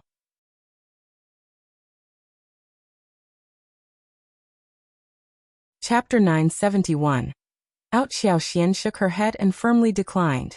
No, there's no need. I will wait for you here. The Tian family won't act recklessly at this moment, with the entire situation blown up and everyone watching. You're not an ordinary person. You hold the position of Primus, and the Tian family won't confront you openly. We shouldn't worry too much. I will wait here for you, and then we'll leave the capital together. You're just being overly concerned. I can handle it. Moreover, Xiao Yunduan would be attending the banquet, and she had no fear of anyone causing trouble. If the Tian family dared to make a move, she wouldn't mind teaching them a lesson. Unable to persuade Qiao Xian, Xiao Yunduan tried to convince himself that her reasoning was sound. He was simply overly worried. The next morning, Butler Tian returned. He sought Xiao Yunduan for an answer. However, he was unsuccessful as Xiao Yunduan had taken Qiao Xian out for a walk. Only Li Qiao and Li Xia remained at home. Butler Tian sneered. The Primus is in such a carefree mood, going for a stroll. It seems he has already made his choice and is completely unconcerned. He must be consoling Miss Qiao for her position as the official wife. That must be the case. Butler Tian wasn't particularly pleased. He felt that Xiao Yunduan was excessively indulgent towards Qiao Xian, and if he happened to encounter someone who knew him, they might speak ill of Miss Qiao. He lacked discernment. Butler Tian needed to report this to the old master and madam, so they could provide guidance and keep him company, or else it would bring disgrace upon the Tian family. As for Miss Qiao, it seemed that Mr. Primus held affection for her, so they couldn't keep her any longer. When she was sent back to the Qiao family, They could handle her as they pleased. When the Primus and Elder Miss were married, they would surely grow fond of each other, and they would no longer remember Ms. Qiao. Butler Tian began to contemplate the future. Meanwhile, Xiao Yunduan and Xiao Xian embarked on a boat trip, enjoyed a lakeside lunch, and went fishing. Luckily, they managed to catch a few fish. For dinner, they found a small restaurant and requested the owner to cook the fish. Alongside 2 home-cooked dishes, they shared a meal together. Only when the sky darkened did they return home contented.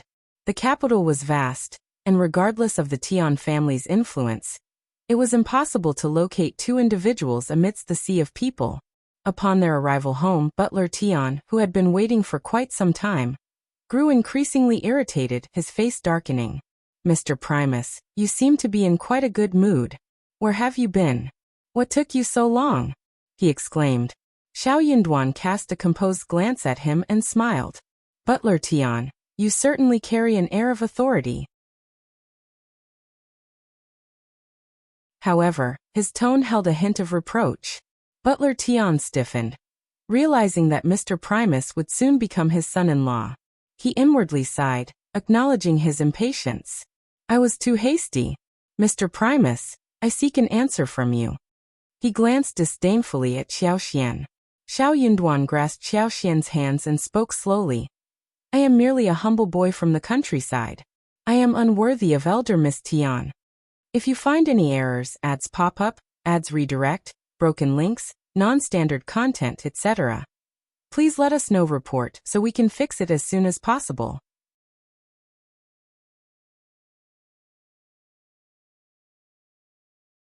Chapter 972. Not worthy, I apologize. Butler Tian appeared to have trouble comprehending the words, as he failed to react promptly. "What did you say? Say it again." Xiao Yunduan remained silent, gazing calmly at Butler Tian while tightly holding Xiao Xian's hands. Butler Tian's eyes fixated on their intertwined hands, his sneer growing fiercer as his anger intensified. He felt that the Tian family had been humiliated. "So that's your decision? Mr. Primus, have you truly considered it thoroughly?" "I am unworthy." Heh. Butler Tian found the situation to be utterly laughable. Yes, he had never believed Xiao Yunduan was suitable, but it was not his place to make such a decision. "Mr. Primus, you may not be foolish, but you have acted foolishly. Unfortunate couples often have regrets. Mr. Primus, do you not think that if you face a miserable life in the future, you will regret your choice today? By then it will be too late for you to repent." Xiao Yunduan's expression remained unchanged. He smiled faintly. "Thank you for the reminder, Butler Tian, but I am not fortunate enough to lead a life like that." He was unaware of what he had traded in for his conscience and social status. At the very least, he couldn't find solace in it. Moreover, he had no intention of abandoning his wife. "Good, very good. In that case, Mr. Primus, just wait and see. I hope you can sleep well tonight." Butler Tian sneered and departed without looking back. Xiao Yunduan narrowed his eyes and firmly held Xiao Xian's hands. "Don't worry, after tomorrow, we will lay everything bare and depart from the capital." Xiao Xian smiled and nodded in agreement.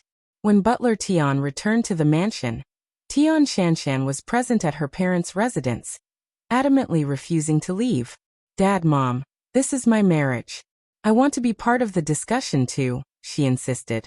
Officer Tian and Madame Tian acknowledged her intelligence and independent thinking, so they relented and included her in the conversation. Madame Tian's mood was jubilant as she asked, "So did Xiao Yunduan agree?" Tian Shanshan's heart skipped a beat. She lacked the same confidence as her mother. If Xiao Yunduan had agreed, he wouldn't have gone out earlier in the day. She doubted the outcome would be favorable. Her suspicions were soon confirmed. Upon hearing Butler Tian's account, Officer Tian and his wife turned pale. How dare he humiliate the Tian family like this? Unworthy? He knows he is unworthy. What are we waiting for? Officer Tian fumed. He has brought shame upon the Tian family. Old master, do not allow him to remain in the capital. Send him to the most remote and destitute county infested with bandits. Let him serve as a poverty-stricken county magistrate for the remainder of his life. Only then will he comprehend that the Tian family is not to be trifled with. Madame Tian suggested vehemently. Officer Tian remained silent, a glint of murderous intent flickering in his eyes. But now was not the opportune moment. Aware of the consequences, Xiao Yunduan knew that as the Primus, if anything were to happen to him on the first day of the banquet, it would infuriate the emperor. However, he also realized that he would become a laughingstock at the upcoming event. Tian Shanshan, consumed by a profound sense of humiliation, rose from her seat and bowed to her parents. Then without a word she turned and left. She clenched her fists, her sharp nails digging into her palms. The pain, however, failed to distract her from her seething anger. She had lost. As the direct descendant of the Tian family, the niece of concubine Mei, and the most esteemed lineal daughter in the capital, she had been defeated by a lowly concubine's daughter. If you find any errors, ads pop up, ads redirect, broken links, non-standard content, etc., please let us know. Report so we can fix it as soon as possible.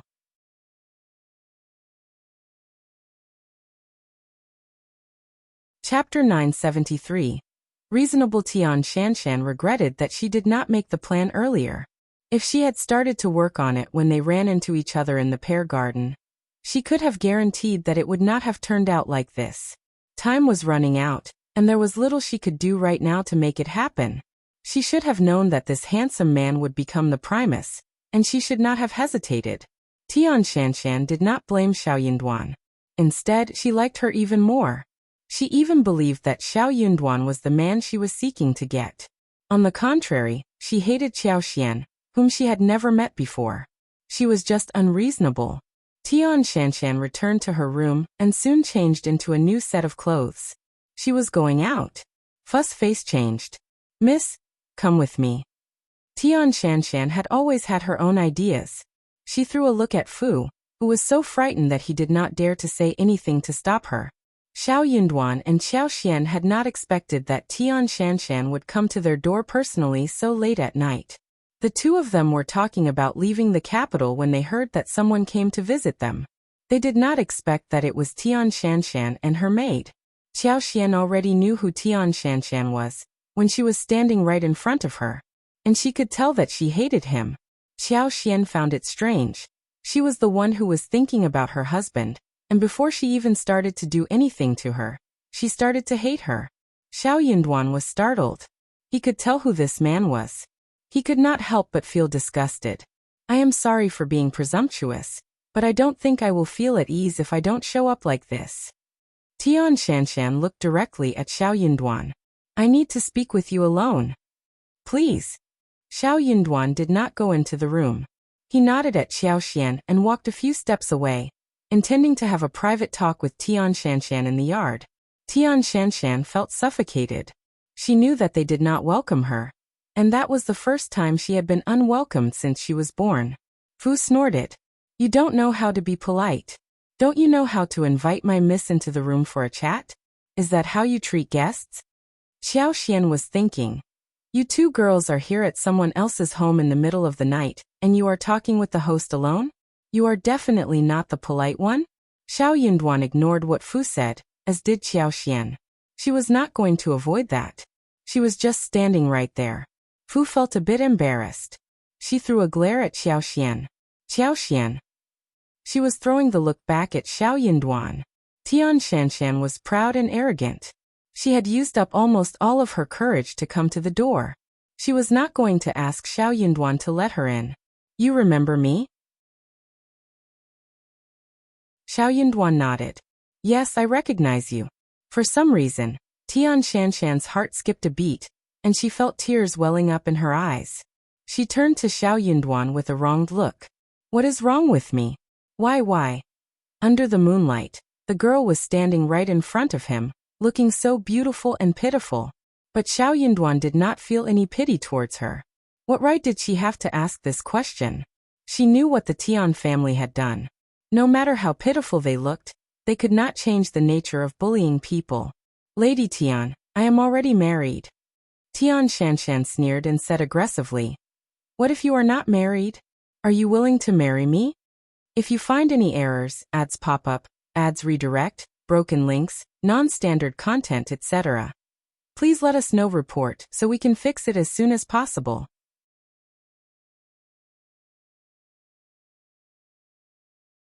Chapter 974. Unexpected. Tian Shanshan couldn't hide her disappointment as Xiao Yunduan gave his clear and resolute answer. She had hoped for a different response, but his words struck her like a thorn, piercing her heart deeply. Xiao Xian observed Tian Shanshan's intense focus and nervousness, sensing that she was anxiously awaiting Xiao Yunduan's decision. The situation felt tense, with Tian Shanshan's glaring gaze fixed on Xiao Yunduan.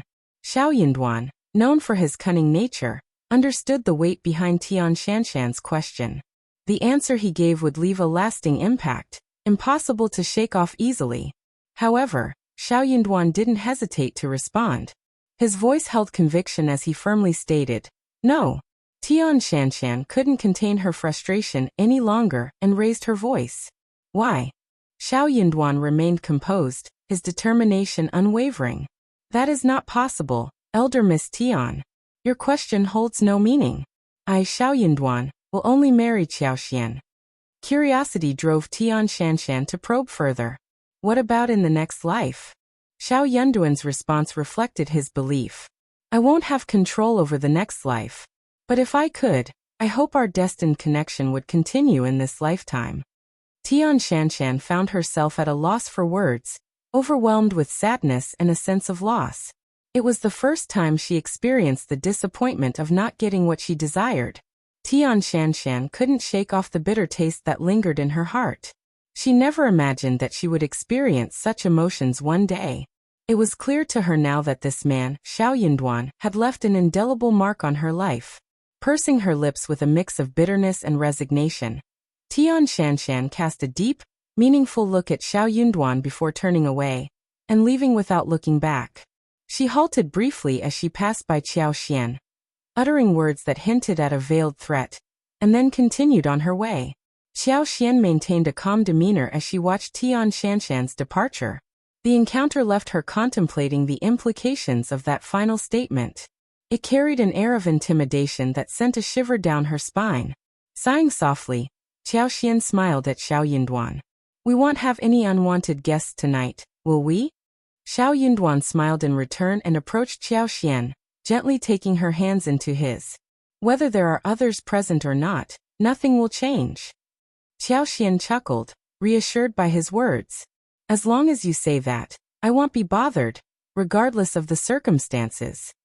Xiao Yunduan let out a hearty laugh. "I can't agree more. It's getting late, we should rest." "All right." That night passed without any further disturbances. Both Xiao Yunduan and Qiao Xian found solace in each other's presence, their minds finally at ease as they drifted into a peaceful sleep. The next morning, dressed in the attire of a Primus from the Ministry of Rites, Xiao Yunduan prepared to attend the imperial palace for the banquet. The grandeur of the banquet in the midst of the imperial garden was enhanced by the vibrant blooming of centaurea flowers. The enchanting spring scenery added to the overall splendor of the event, creating a dazzling and pleasant atmosphere. As Xiao Yunduan made his entrance, the maids and eunuchs, under the guidance of the Ministry of Rites officials and administrators, were bustling about with their tasks. Many advanced scholars had already gathered, and the air was filled with a sense of camaraderie, whether they were familiar faces or strangers. They greeted each other warmly, striving to forge connections and establish friendships. In the future, they would be colleagues, and fostering positive relationships was crucial. No one knew who among them would rise to prominence or require assistance down the line. It was wiser to maintain goodwill and amicability, rather than fostering enmity. However, as Xiao Yunduan stepped into the imperial garden, a hush fell over the advanced scholars who had been engaged in lively conversations.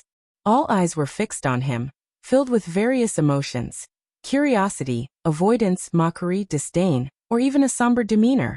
If you find any errors, ads pop up, ads redirect, broken links, non-standard content, etc., please let us know report so we can fix it as soon as possible.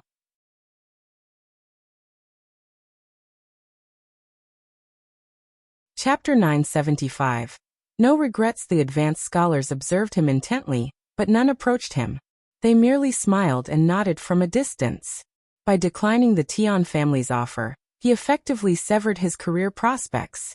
His reputation would suffer greatly.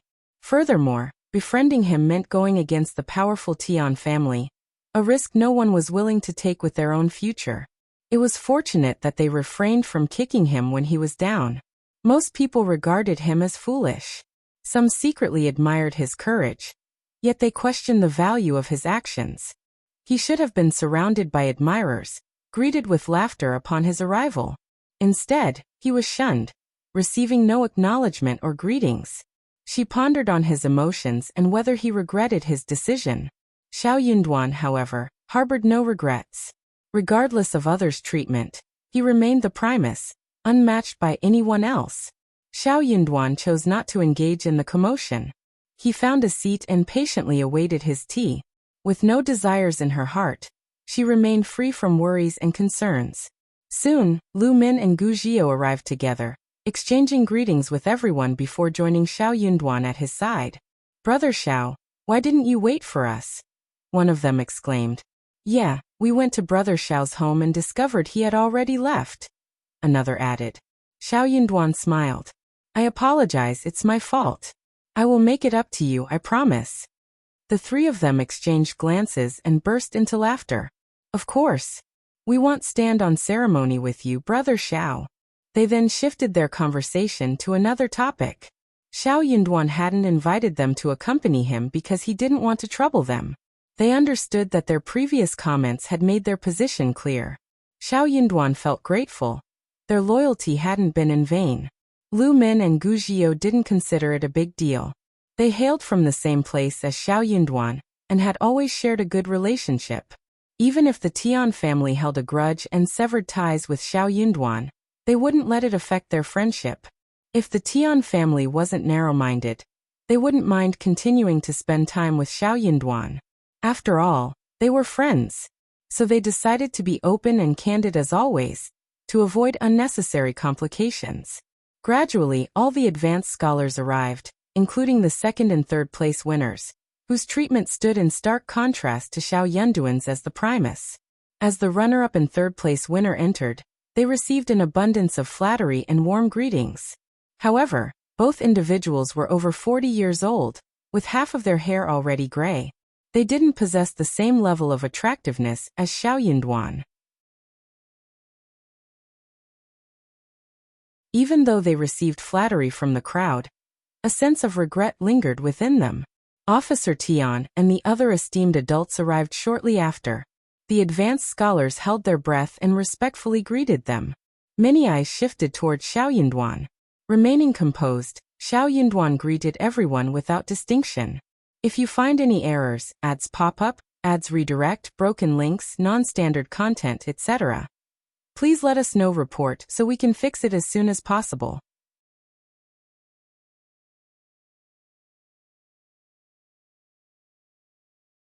Chapter 976.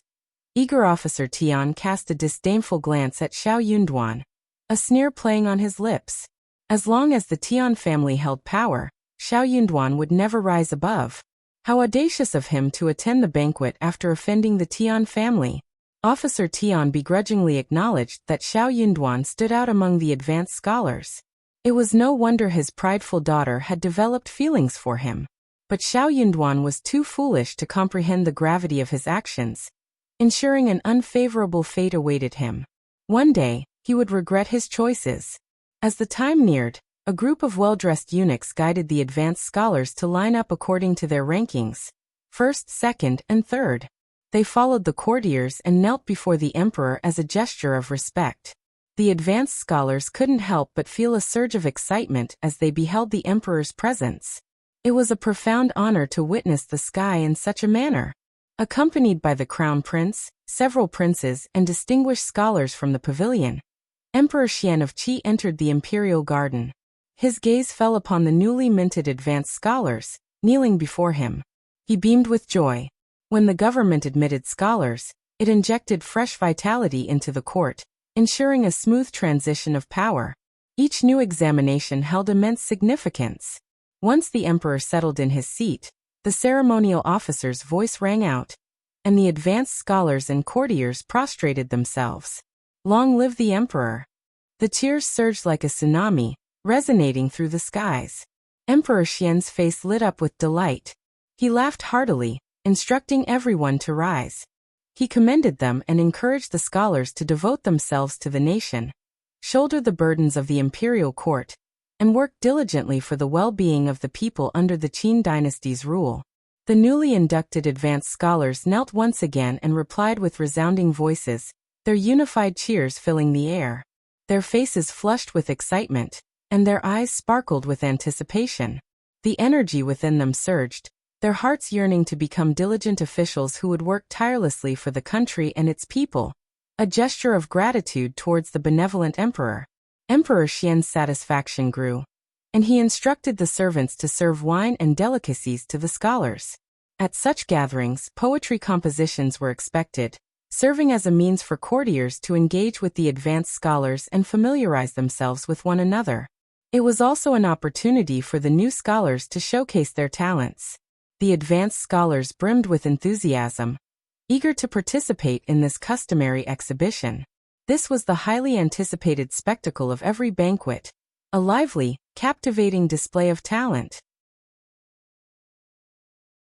Following the announcement of the rankings, preparations commenced, and confidence ran high among the scholars. Some even harbored ambitions to surpass the competition with their prowess and secure the top spot. For her, it marked her first appearance before the emperor, a promising beginning. If she could please the emperor and elicit his approval with a simple good, the courtiers and officials would regard her in a new light, paving the way for a prosperous future. After 3 rounds of wine, the conversation shifted towards poetry. Under the guidance of the crown prince, other princes and ministers, Emperor Xian of Qi proposed a topic, requesting the scholars to exhibit their talents. Laughter subsided, and their minds began to contemplate, aiming to deliver an impressive speech that would etch their names in history. Emperor Xian was known for his affability, provided his own interests were not at stake. For instance, he sympathized with the advanced scholars, apprehensive that some might exploit the opportunity to criticize and provoke controversies. Hence, he decided to forego a specific format, and instead invited the scholars to compose poems. If you find any errors, ads pop up, ads redirect, broken links, non-standard content, etc., please let us know. Report so we can fix it as soon as possible.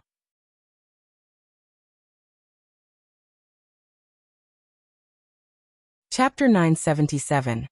Good. The advanced scholars reveled in their joy, having successfully advanced to the next level. Their spirits soared, and they sought an outlet to express their emotions. Poetry became the perfect medium through which they could convey their sentiments and determination, presenting a prime opportunity to showcase their loyalty to the emperor and the imperial court. A hush fell over the lively scene. Xiao Yunduan recited quietly, swiftly crafting a composition. As customary, the eunuchs collected the poems penned by the scholars and presented them to the accomplished senior scholars of the Hanlin Academy for preliminary evaluation. The most exceptional works were then selected, around 7 or 8, and transcribed. These copies were subsequently presented to the emperor, important ministers, and shared with all those present for appraisal. The masterpieces of the Primus, runner-up and third-place winner, however, were immediately presented to the emperor, with the 3 scholars themselves stepping forward to kneel and present their works. Jealousy and envy simmered among the other advanced scholars as they gazed upon the trio. All eyes were fixed on Xiao Yunduan.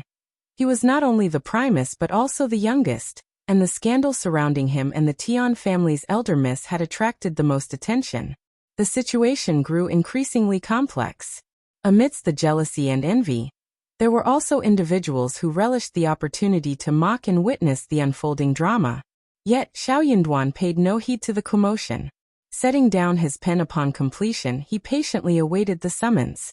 When the appointed time arrived, the ceremony supervisor relayed the message. Xiao Yunduan, along with the other 2 winners, rose to their feet, holding their works with reverent hands. They bowed respectfully, lifting their poems high above their heads, requesting the emperor's guidance and instruction. Emperor Qian graciously accepted the 3 works presented by the eunuch, his gaze lingering a little longer on the Primus and the other 2 winners. Compared to the 2nd and 3rd place winners, the Primus exuded an exceptional air of handsomeness and refinement. Contemplating the beautiful compositions he had penned and considering his youthful age, which promised many years of service to the country and the imperial court, the emperor's satisfaction grew. Recalling the Primus' humble origins in a farmer's family and the arduous journey he had undertaken to rise from a small village, Emperor Qian discerned the scholar's remarkable intelligence and diligence. With a gentle smile, Emperor Qian directed his attention toward Xiao Yunduan, further affirming his contentment. Observing this exchange, the other courtiers and advanced scholars who had been fixated on Xiao Yunduan felt a surge of complex emotions. Some became even more envious, secretly hoping that Officer Tian would be given a humbling lesson. Officer Tian sat with an upright posture, casting a cold gaze in Xiao Yunduan's direction, simmering with annoyance. Though he maintained a composed facade, internally, he was writhing in discomfort, beset by embarrassment. The more amiable and satisfied Emperor Qian appeared toward Xiao Yunduan, the more ludicrous it made the Tian family and their daughter. Through this filter, Emperor Qian promptly expressed his opinion upon inspecting Xiao Yunduan's work. Excellent. He nodded with satisfaction, breaking into a joyful laughter. You, as my chosen Primus, possess exceptional talent. Come, let me share my thoughts on it. In truth, Emperor Qian himself was not particularly adept at poetry. He remained a layman in the art, able to discern between ordinary and good compositions, yet unable to distinguish the nuances of excellence. Nonetheless, he held a genuine fondness for his chosen Primus. If you find any errors, ads pop up, ads redirect, broken links, non-standard content, etc., please let us know. Report so we can fix it as soon as possible.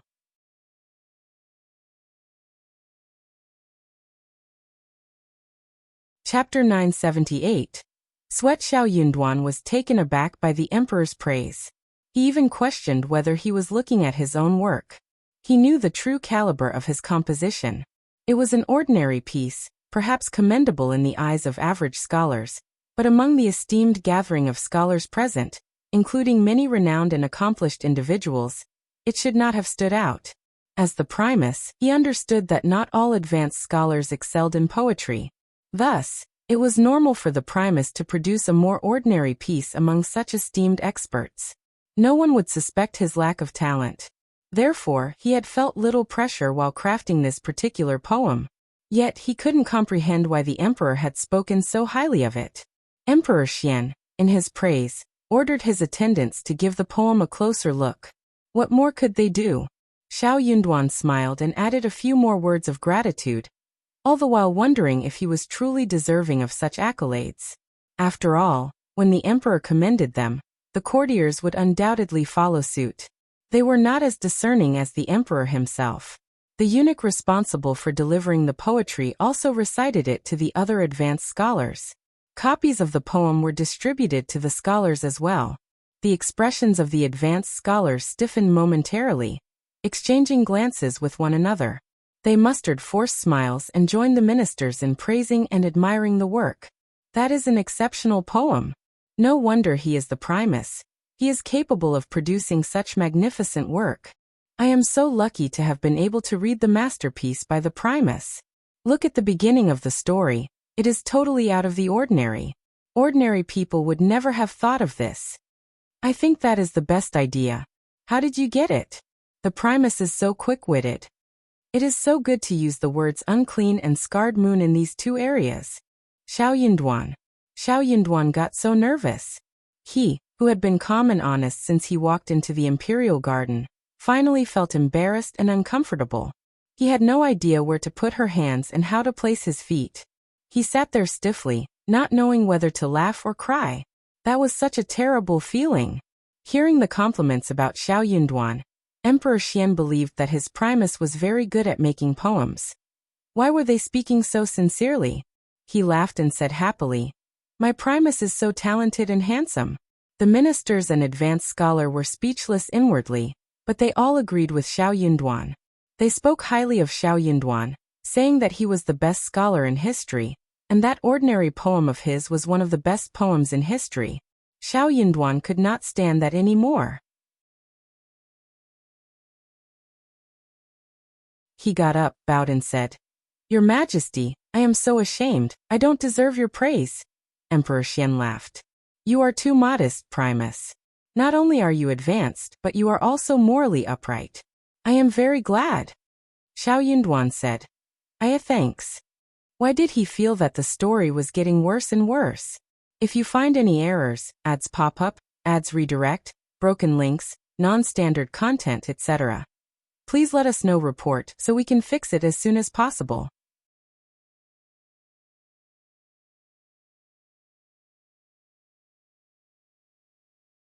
Chapter 979. Primus Popularity. You're absolutely right, we are like a family. No need to be modest. Emperor Qian grew increasingly satisfied as he looked at Xiao Yunduan. He laughed and continued praising him, thoroughly pleased with his performance. Oh yes. Suddenly, an idea crossed Emperor Qian's mind. He glanced at Officer Tian and smiled mischievously. "Old Tian, didn't your daughter mention that she fancies one of my advanced scholars? Who has caught her interest? Bring her forth, and let me see how she compares to the Primus." Upon hearing this, the Crown Prince furrowed his brow. His father had a habit of doing as he pleased, but this was a banquet at the Qianglin forest, and such remarks were undignified. He seemed to be deliberately setting up enemies for the Primus. If the Crown Prince hadn't known his father's nature, he might have suspected that his father had orchestrated this situation intentionally. First, he praised the Primus for his ordinary poem, and now he was provoking a public confrontation with Officer Tian's daughter. But the Crown Prince understood his father well. He lavished praise on the Primus, and then turned to Officer Tian precisely because he had this plan in mind. However, it was inappropriate for him to bring it up. His father was too preoccupied with cultivating alongside Taoist Shangzhen and the other Taoist masters to pay much attention to external matters. He had no knowledge of the situation between the Primus and the Tian family. The Crown Prince had intended to address the issue between Officer Tian and the Primus after the banquet, to calm their tempers. But now his father had raised the matter once again. The Crown Prince felt as if he were about to faint. As expected, after Emperor Qian finished speaking, a strange silence descended upon the surroundings. Some people lowered their heads, fearing that the emperor would become angry and create a scene. Others couldn't help but suppress a secret smile, eagerly anticipating the unfolding drama. Some felt profound embarrassment on behalf of Xiao Yunduan. Emperor Qian sensed the tension in the air. "What?" He raised an eyebrow and chuckled. "Old Tian, does your daughter really have a crush on my Primus? Ha ha ha, she certainly has good taste." "Your Majesty," Xiao Yunduan interjected, bowing respectfully, "I already have a wife, and I highly doubt that elder Miss Tian would be interested in me. If such a rumor exists, it must have been spread mistakenly.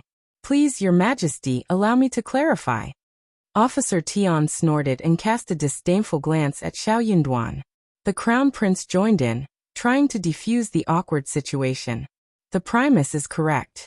He is already married, and this rumor seems to be a result of misinformation. "Father, you may not be aware of the details." The Crown Prince proceeded to provide a brief explanation to Emperor Qian, carefully choosing his words to steer the narrative away from the rumor. "It's all baseless gossip. This is utterly absurd, and I don't even know where to begin." Finally, he added, "Father, I implore you to help the Primus and elder Miss Tian clear their names." "Your Majesty." Officer Tian stood up and bowed respectfully. "I apologize for saying this, but my daughter lacks good judgment. She didn't make it as an advanced scholar, which greatly disappointed me. I forbade her from discussing such matters further. Yet somehow these ludicrous rumors have surfaced. It's truly ridiculous. I am confident that the rumor will fade away soon.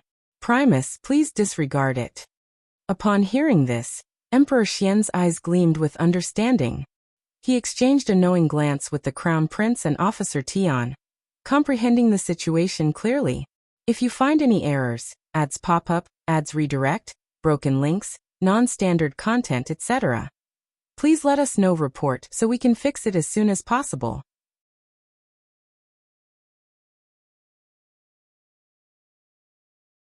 Chapter 980. Peace. Having been emperor for over 40 years and now at the age of 64, Emperor Qian had weathered countless storms throughout his reign. He had witnessed all sorts of rumors and scandals.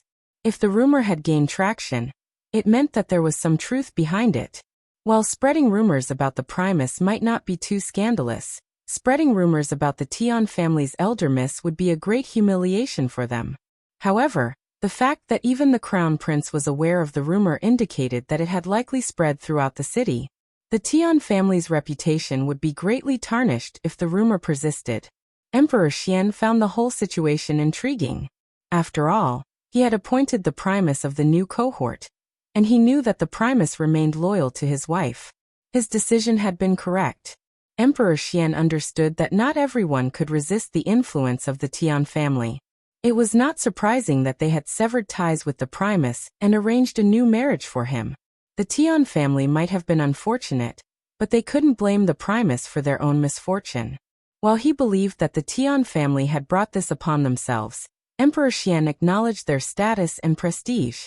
The elder miss of the Tian family was the niece of the imperial concubine, and often paid visits to the palace.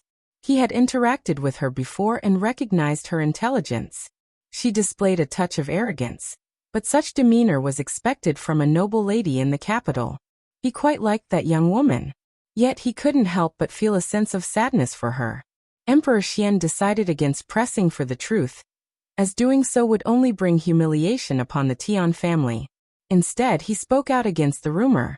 This is preposterous. How dare they spread such false information? It is unfair to both the Primus and the Tian family. Ginseng, present a jade ornament to Mr. Primus and a golden hairpin to the Tian family's young lady, he commanded, wanting to show his support and respect for them. Yes, Your Majesty. Ginseng promptly acknowledged the order, and instructed his men to bring the requested rewards. Xiao Yunduan and Officer Tian stepped forward and kowtowed, expressing their deep gratitude. Emperor Qian smiled warmly, and directed the couple to drink a cup of wine in front of him. This is all my fault, and your families have been affected as well. Drink this cup of wine in my presence, and let us forget about this incident. We are all officials serving the court, and it is crucial that we foster harmony and work together for the greater good. Yes, Your Majesty. I will always keep your words in mind, and I will never disappoint you. Xiao Yunduan vowed sincerely. Your teachings shall be engraved in my heart, Your Majesty, Officer Tian added respectfully. With their wine glasses in hand, the two exchanged a meaningful glance, clinked their glasses together, and downed the wine in one swift gulp. Xiao Yunduan understood that he would not be leaving the capital.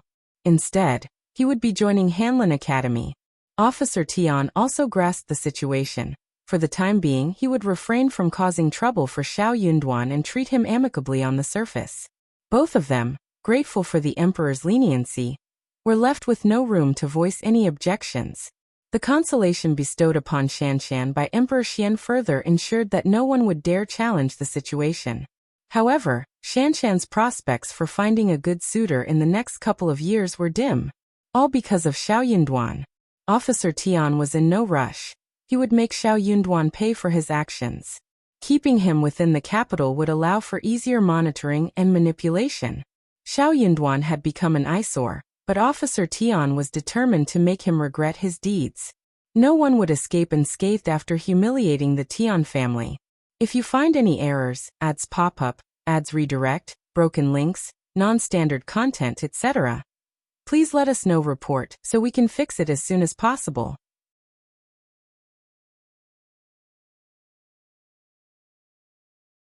Chapter 981. Staying in the capital. The advanced scholars who had eagerly anticipated witnessing Xiao Yunduan's downfall were left disappointed. How fortunate this man was. He had never expected that both the crown prince and the emperor would shield him from disaster so effortlessly. With the emperor and crown prince intervening, no one would dare to bring up the matter again. To do so would be challenging the authority of the emperor and the crown prince themselves. Observing Officer Tian and Xiao Yunduan drinking together, Emperor Xian chuckled and nodded approvingly, effectively reinvigorating the atmosphere. The scene became lively once more. They continued to revel in the enjoyment of poetry, the rewards bestowed by Emperor Xian, and the camaraderie among the advanced scholars. It was a delightful experience that lasted for half a day before everyone departed from the imperial garden. As they bid their farewells, several of Xiao Yunduan's classmates, apart from Lu Min and Gu Zhio, approached him and exchanged pleasantries. Xiao Yunduan maintained a composed demeanor, responding politely to their greetings. Such was the way of the world. Most individuals possessed an innate instinct to seek advantages and avoid disadvantages. He did not hold their swift change in attitude against them. However, he recognized that true feelings were revealed during times of trouble. While they exchanged greetings and pleasantries, he did not consider them genuine friends. Lu Min and Gu Zhio were genuinely overjoyed for Xiao Yunduan. They held great admiration for his talent, and with Xiao Yunduan by their side, they unconsciously felt a sense of security, as if they had found a pillar of support. With the crisis now averted, the Tian family would likely let the matter go. Thus, the two of them breathed a sigh of relief. Accompanying Xiao Yunduan on his way home, Lu Min and Gu Zhi's presence startled Qiao Xian upon seeing them together. Lu Min and Gu Zhio were bursting with excitement, their eyes shining as they eagerly recounted Xiao Yunduan's triumph at the banquet and how the Tian family had been saved. Qiao Xian turned to Xiao Yunduan, his curiosity piqued. With a smile, Xiao Yunduan nodded and handed her the jade. The emperor presented this to me. Keep it safe. This jade ruby held significance beyond being a gift from the emperor. It could serve as a reminder to those who dared to bother them that they had the means to defend themselves. Qiao Xian carefully opened the brocade box, revealing a long, white jade ruby nestled on the bright yellow satin. The jade was elegant and beautiful, intricately carved with auspicious clouds, grass and Ganoderma lucidums, exuding exquisite craftsmanship. It was truly a priceless treasure. Qiao Xian smiled, feeling fortunate. I am truly blessed today. This jade ruby is a magnificent gift from the emperor. Lu Min chimed in, grinning. Brother Xiao, with your talent and the emperor's high regard for you, I'm afraid you'll receive even more rewards in the future. Gu Zhio chuckled, adding, Indeed, ha ha ha. They all laughed merrily. With the crisis resolved, the tension dissipated, and Lu Min and Xiao Yunduan had much more to discuss. The three of them headed to the study together. Qiao Xian instructed Li Qiao and Li Xia to purchase ingredients for dinner, ensuring they would have a meal before returning home. As Lu Min and Gu Zhio bid farewell and left the Xiao family's premises, darkness descended, and the vibrant hues of the sunset faded away. Qiao Xian was trimming a cluster of rhododendrons in the courtyard, while Xiao Yunduan observed from the sidelines. Darling, you can't simply abandon your position, can you? Qiao Xian voiced his concerns. Understanding the implications, Xiao Yunduan nodded. Indeed, I will likely have to remain in the capital. If you find any errors, ads pop up, ads redirect, broken links, non-standard content, etc., please let us know. Report so we can fix it as soon as possible.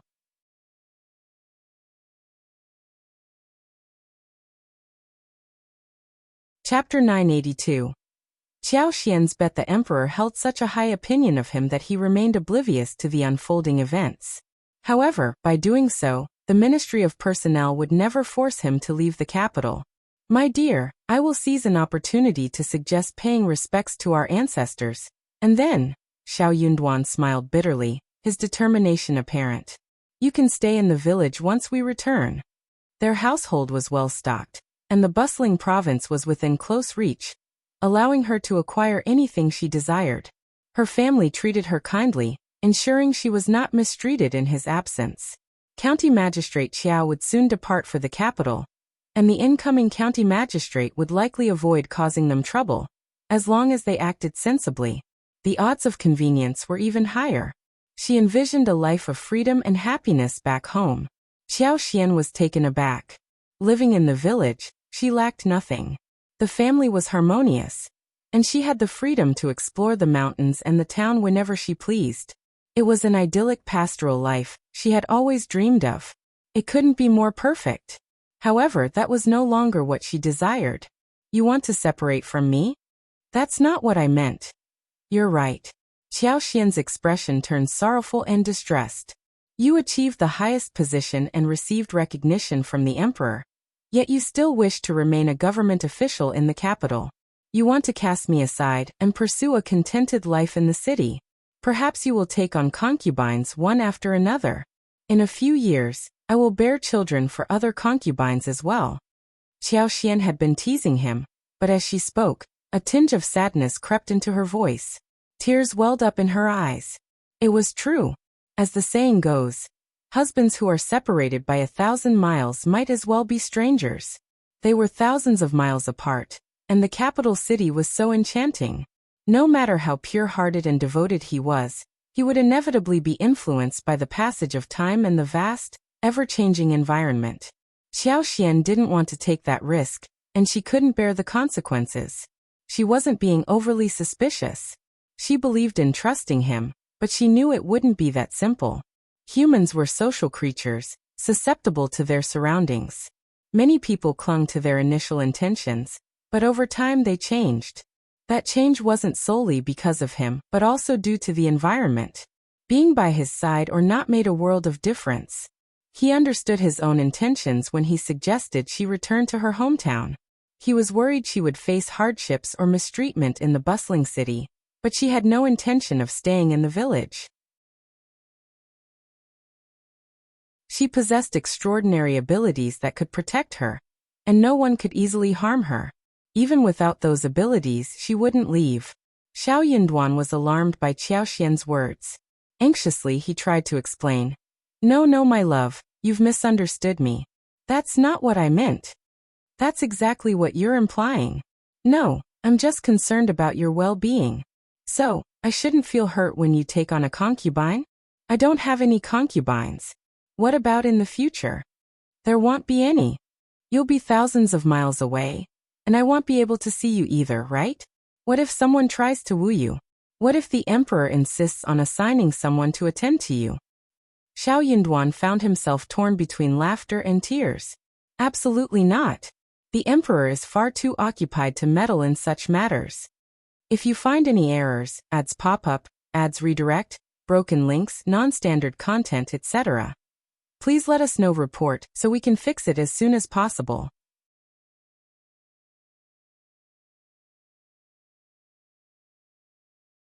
Chapter 983. Staying in the capital. What if it does? Xiao Yinduan.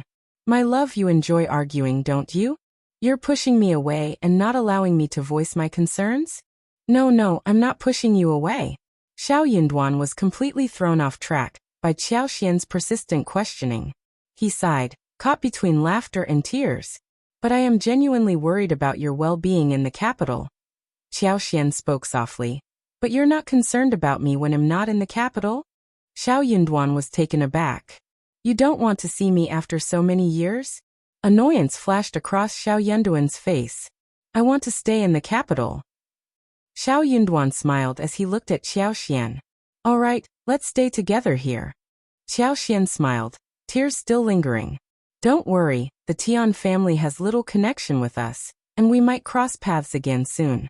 The Tian family doesn't care about someone like me, a concubine's daughter, who knows little. But you, as an officer in the court with ties to the Tian family and many acquaintances in the court, you need to be cautious. I may not be able to assist you in other matters, but I can provide you with a peaceful home to rest in. Isn't that wonderful? Xiao Yinduan felt warmth spreading through his heart. He smiled. Who says you know nothing? You're absolutely right. I'm not afraid to resign, and I don't care about political intrigues. I can simply give up my position. Let's stay in the capital for as long as we can. Qiao Xian smiled in return. Qiao Xian appreciated his words, even though they seemed pointless and lacking motivation. Upon reaching an agreement, they felt a sense of relief and relaxation, with reduced conflict. This was why it was said that those who lacked desires should remain strong. As long as he didn't exploit the Tian family, they had nothing to threaten him with. After the banquet, the prestige of the advanced scholar came to an end. As scholars, They had successfully and gloriously completed their journey. What awaited them next was another path to becoming an official. How well they fared on this journey was uncertain. Though each person had different qualifications to become an advanced scholar, they all started from the same point. In 10 or 20 years, who knew what would transpire? Perhaps the Primus would take no action, or the advanced scholar would rise to become a top-ranking officer. Such possibilities existed. They were both anxious and eager for the future, yet they silently swore not to become the most conspicuous individuals. Xiao Yunduan had already resolved not to dwell too much on this. He remained composed. Observing the scene, he suddenly noticed a distinction. When the Ministry of Personnel made the appointments, the positions were allocated one by one. In the capital, there remained a total of 46 individuals, dispersed across the 6 departments, Hanlin Academy, and various other locations. Naturally, the newcomers who had recently been recruited held positions at the 9th or 8th grade, with the highest being 7th grade. Their starting point could not be any higher. As for the rest of the group, they were dispatched as local officials throughout the country. The distinction lay in the fact that some were stationed in Jiangnan, the Central Plain, or the remote southern regions, while others were assigned to the bitterly cold and harsh territories in the northwest. This contrast was even more pronounced than those who remained in the intermediate locations. If you find any errors, ads pop up, ads redirect, broken links, non-standard content, etc., please let us know. Report so we can fix it as soon as possible.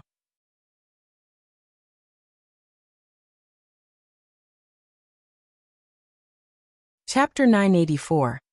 Careful. The differences extended beyond just the environment. The level of attention from the imperial court, the potential for greater achievements, and the speed of promotion varied greatly among the different locations. Xiao Yunduan caught the attention of Emperor Qian, which made the Ministry of Personnel hesitant to transfer him. He held a 7th-rank position at Hanlin Academy. Officer Tian secretly hoped that he could be assigned a more fortunate position, but he felt too embarrassed to act upon such desires.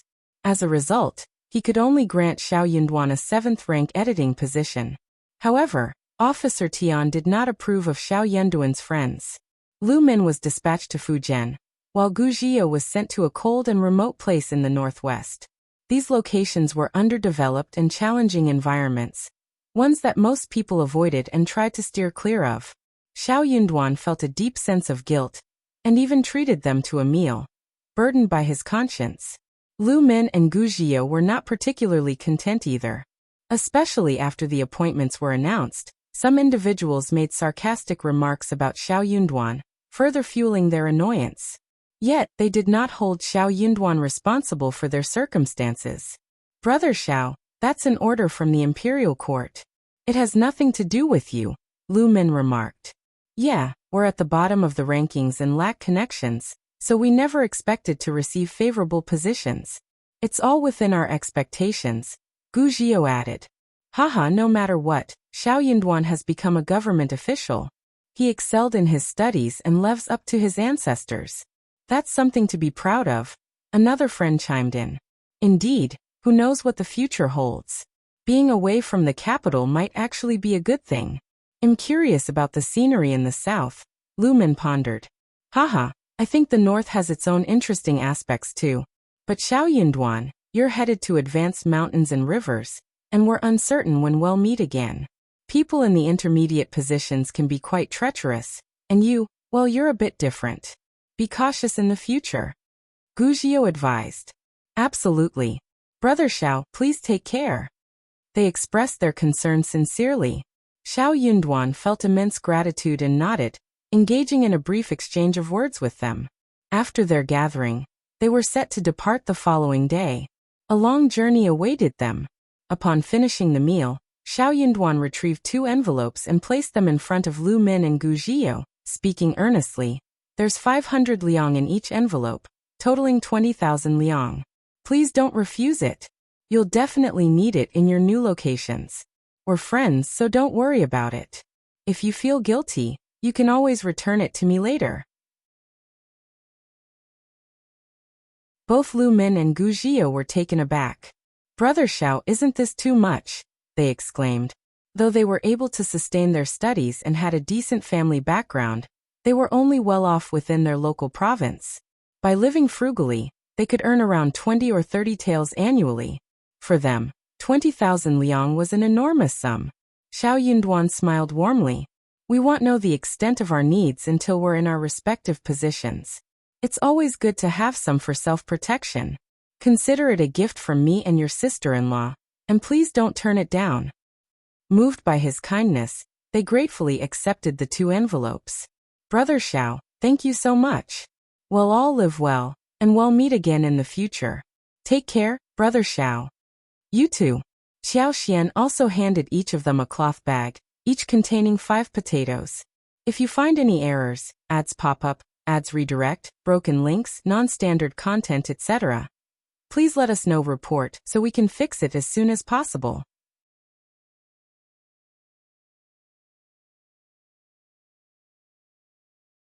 Chapter 985. Future. This is a yam from the west. It seems quite rare. When you bring it to your new locations, cut the seeds into pieces and plant them like regular yams. They might grow well, Qiao Xian explained. Since it's called yam, it should be similar to what we have. You can steam, stir-fry, or cook it. I'm not sure about the taste, but the ingredients should be good. Take it with you as a keepsake, Qiao Xian suggested. Qiao Xian had pondered for a while before deciding to share the seeds with each of them. Given the stinginess of the Tian family and the remote and impoverished location they were assigned, the local residents struggled with year-round starvation and a difficult existence. Potatoes were a high-yielding crop that thrived in various types of soil. If they discovered this when planting them in the current year, it would naturally lead to promotion. With Qiao Xian's superpower-enhanced seeds, they would likely be more resistant to pests and environmental challenges, resulting in a bountiful harvest. Even if they had just a few seeds, they could ignite a significant change. Moreover, being in the south might provide an opportunity to find more potatoes. Lu Min would be in Fujian, and might be able to obtain additional potatoes for planting.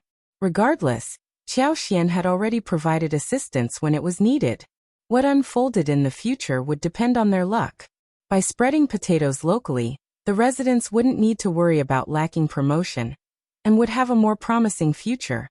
However, Qiao Xian couldn't explicitly explain the benefits of potatoes. It was something she couldn't articulate. Xiao Yunduan grinned. Take all of it. It's your sister-in-law's precious treasure, and she keeps it personally. No one else is allowed to touch it. Laughter filled the air. Lu Min and Gu Zhio expressed their gratitude to Qiao Xian. Qiao Xian continued to remind them, and they nodded in acknowledgement. As they departed, Xiao Yunduan expressed his gratitude to Qiao Xian. Thank you for your generosity. Without Qiao Xian, he wouldn't have received such a significant sum of money. Qiao Xian smiled and replied, My husband and I are one. You don't have to treat me as an outsider. No, I truly appreciate your help, Xiao Yunduan insisted. You're welcome. They exchanged smiles. In truth, without Xiao Yunduan and the Tian family's assistance, Qiao Xian would have struggled to survive in this world, despite her superpower. She couldn't reveal her abilities to others as it would only invite trouble. In the eyes of the world, she was merely a vulnerable woman. Making money wasn't easy, and even if she accumulated wealth, it would attract endless trouble and unwanted attention. It was quite bothersome. The only alternative would be to hide away in remote mountains and forests, but that would be dreadfully dull. Only when they were together could they truly enjoy themselves and experience life to the fullest. Money held little significance for Qiao Xian. With her skills, she could easily earn money whenever needed. After bidding farewell to Lu Min and the others, the remaining classmates departed from the capital and commenced their respective work assignments. Those assigned to positions in the capital reported to their respective governmental offices. Xiao Yunduan, too, was assigned to Hanlin Academy. Although no one dared to gossip openly about him and the elder miss anymore, he still faced exclusion from his peers. After all, it was widely known that the Tian family and the elder miss had suffered humiliation. The Tian family would never let Xiao Yunduan off the hook. Their actions were merely an attempt to save face. They eagerly anticipated Xiao Yunduan's downfall, convinced that his luck as an officer was about to run out. If you find any errors, ads pop up, ads redirect, broken links, non-standard content, etc., please let us know. Report so we can fix it as soon as possible.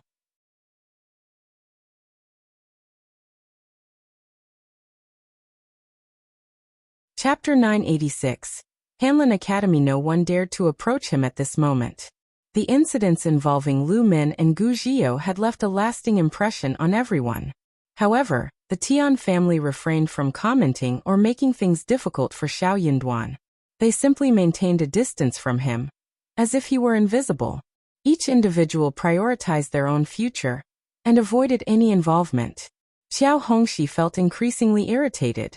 He had never anticipated becoming so closely associated with Xiao Yunduan. Initially, he had planned to manipulate others into harassing and humiliating Xiao Yunduan, eager to witness his downfall. After all, he was determined not to let Xiao Yunduan enjoy a good life. But now he didn't dare to. Yes, he lacked the courage. However, the memory of the 4,000 liang he owed Xiao Yunduan and Xiao Xian, along with the words inscribed on that piece of paper, silenced any complaints he might have had. The couple were unpredictable. What if they were compelled to expose the secret publicly? The humiliation would be unbearable. Consequently, Qiao Hongxi had no choice but to avoid Xiao Yunduan. Even if he accidentally encountered him, he would lower his head and pretend not to notice. Unfortunately, news of their connection reached the ears of others soon enough. Concerned individuals began questioning why Qiao Hongxi wasn't seen with Xiao Yunduan. Your sister is married to Editor Xiao, making you his brother-in-law, right? Congratulations, Brother Qiao. You now have a prestigious son-in-law. Indeed, Brother Qiao. Why don't you spend time with him? It's strange to see such distance between you two. Qiao Hongxi grew increasingly frustrated as he witnessed others either teasing him out of curiosity or plotting something malicious. Internally, he cursed at the absurdity of being judged for being a brother-in-law. After all, Xiao Xian was just the daughter of a concubine. Did anyone have close relationships with their concubine's siblings? However, he couldn't express these thoughts aloud. Qiao Hongxi had no choice but to avoid discussing the matter. When he couldn't bear it any longer, he resorted to making vague comments to discredit Xiao Yunduan and shift blame onto him. He insinuated that Xiao Yunduan looked down on the Qiao family because of his position as Primus and lacked respect for them. Upon hearing these rumors, Xiao Yunduan simply smiled and ignored them. If someone was curious enough to approach him, he could only sigh and claim his innocence. Regardless of the inquiries, he would shake his head and remain tight-lipped. He had the support of the senior members of the Qiao family, including Qiao Xian and Qiao Hongxi. What did he have to fear? No matter how hard Qiao Hongxi tried to discredit him, as long as he possessed that leverage, Qiao Hongxi would never dare to cause any trouble. Xiao Yunduan secretly wished that Qiao Hongxi would intensify his discrediting attempts, making the situation appear even worse. It would only amplify the humiliation. Clearly, Qiao Hongxi wasn't particularly clever. After all, he and the Qiao family were holding something over Xiao Yunduan, forcing him to remain subdued.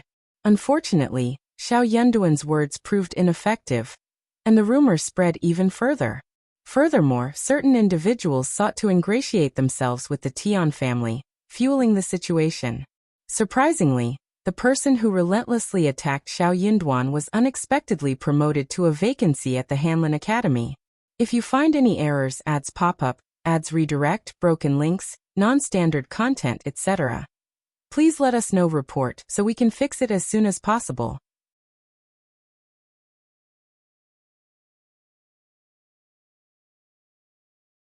Chapter 987. Impeachment. To the man's astonishment, he was not only surprised but also delighted. The news caused a commotion among the members of the Hanlin Academy. Everyone there knew all too well that he was not supposed to be promoted this time. In a world filled with intelligent individuals, it became clear to them what had transpired. It was the doing of the Tian family. Officer Tian must have intervened and influenced the decision. Indeed, the Tian family showed no signs of relenting in their pursuit to keep Xiao Yunduan under their control. Others deeply regretted their actions. They had missed a golden opportunity. They lacked the courage to take advantage of such a foolish situation. But now it was too late. If the Tian family wished to see Xiao Yunduan suffer, they would oblige and curry favor with the Tian family. Thus, Xiao Yunduan was burdened with a highly challenging task. He chose not to retaliate and accepted all the responsibilities placed upon him. Someone knowledgeable from the censorate even suggested that Xiao Yunduan should face impeachment. They accused him of being immoral, disrespectful to his elders, rebellious, and treacherous. They argued that he brought disgrace upon all scholars and failed to live up to the emperor's expectations. They claimed he was unfit to hold any official position. Since revealing the involvement of the Tian family was not an option, they seized upon the Qiao family, turning it into an issue. The individual leading the impeachment believed they had found the perfect avenue and took great pride in their discovery. For scholars, possessing both morality and talent was of utmost importance. Once they were accused of immorality, their lives would be utterly ruined. Even the most revered scholar could fall from the heights of acclaim to the depths of despair overnight, let alone the Primus. Secretly, countless individuals were observing the unfolding drama. Normally, the appointment of a junior editor at the Hanlin Academy would not garner the attention of courtiers. Frankly, no one would be so idle as to impeach a minor editor. However, the situation changed when the Tian family became involved. Certain ministers felt that the Tian family was exerting undue influence. After all, it was the Tian family's own mistake for hiring Xiao Yunduan as their son-in-law. What did that have to do with editor Xiao? On the contrary, Xiao Yunduan's refusal to abandon his wife, even if it meant compromising his own future, was quite admirable. The emperor personally intervened, and Officer Tian even shared a drink with editor Xiao in the presence of the emperor, declaring that they should let it go. However, less than 20 days had passed. Now it was time to settle the score. Officer Tian was too arrogant, thinking he would not face any consequences when the Tian family had no involvement in this matter. They would see what the emperor thought of all this. But Xiao Yunduan had been waiting for this moment. What was the point of engaging in a minor dispute within the Hanlin Academy? At most, they would receive a scolding from the officials. It was not as thrilling as appearing in court. Thus, by severing ties with the Qiao family, the Tian family could maintain a clearer perspective. After this incident, the Tian family would think twice before attempting any cheap shots or tricks in the near future. Xiao Yunduan had to give them credit for that. Xiao Yunduan's impeachment left Emperor Qian feeling deeply displeased. The emperor held a favorable opinion of his newly appointed Primus. This young man possessed talent, and his rise from a humble background to the position of Primus was no easy feat. He exhibited diligence and, even after achieving success, did not succumb to greed for wealth and power. Furthermore, he remained steadfastly loyal to his wife. If you find any errors, ads pop up, ads redirect, broken links, non-standard content, etc., please let us know. Report so we can fix it as soon as possible.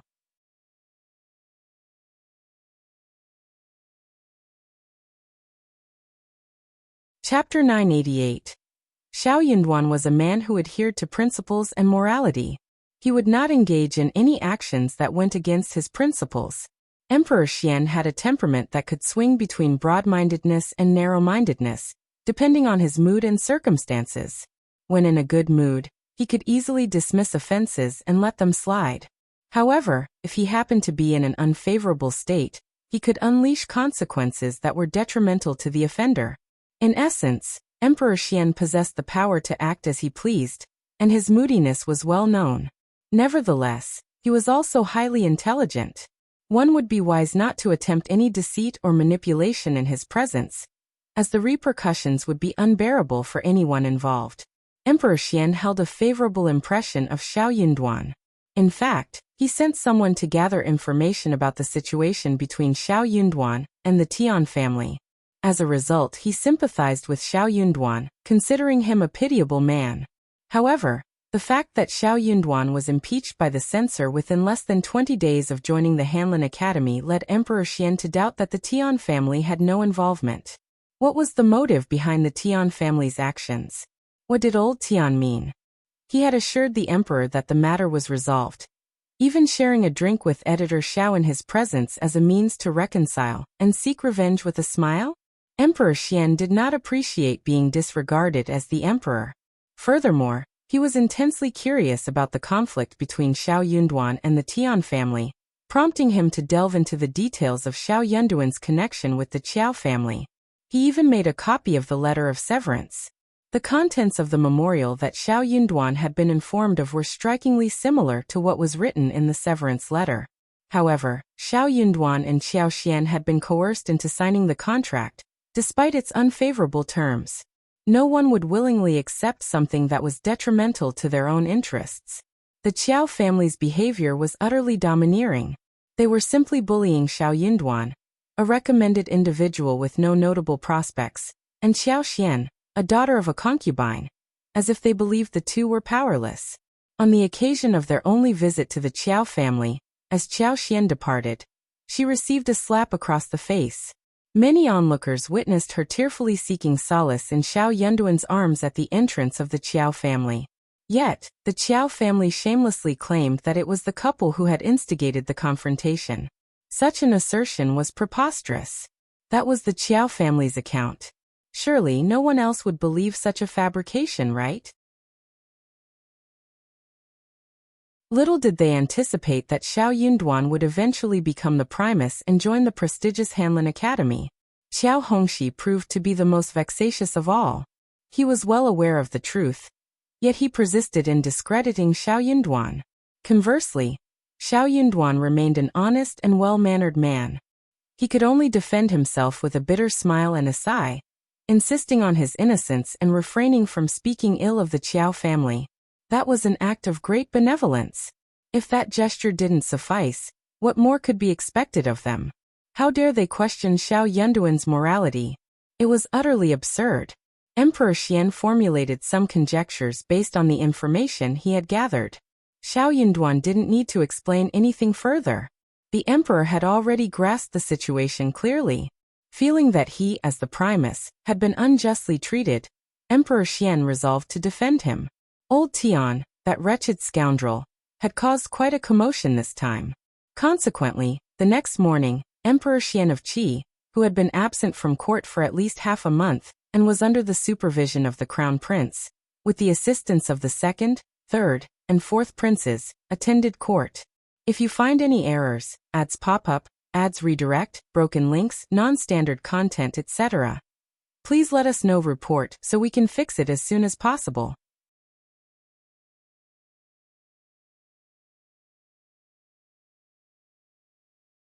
Chapter 989, Emperor Qian's Anger.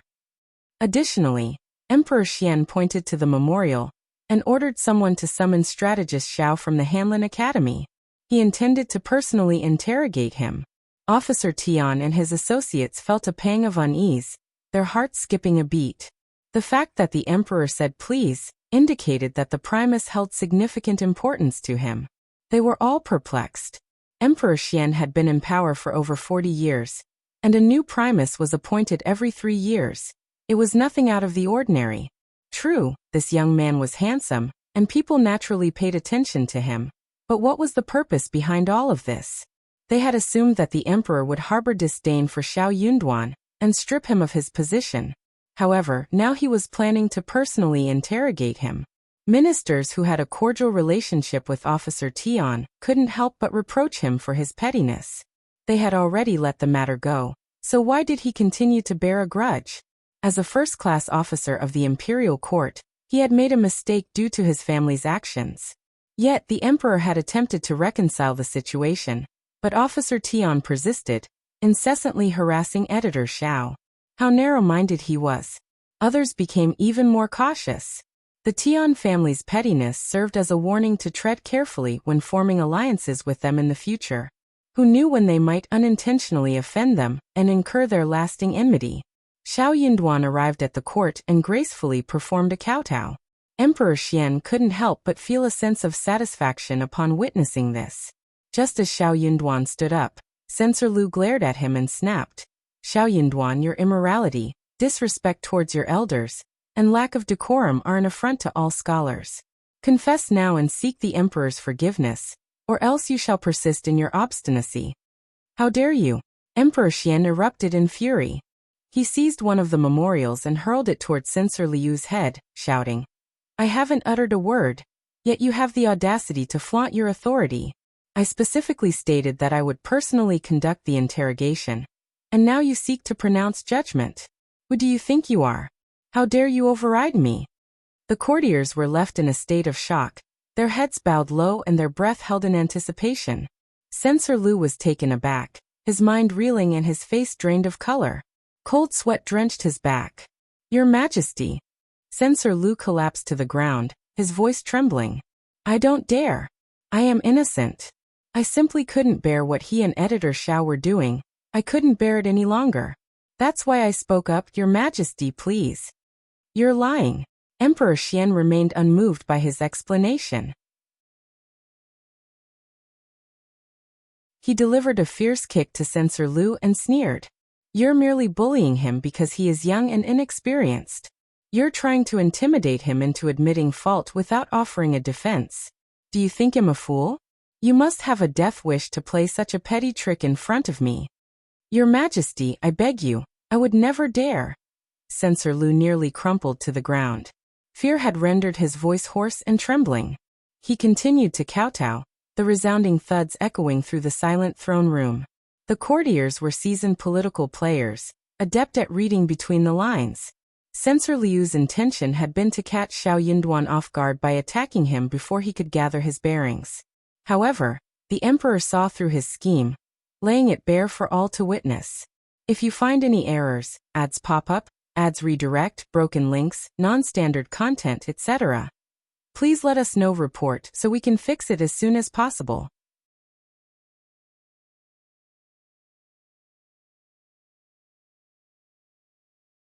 Chapter 990 Thunder.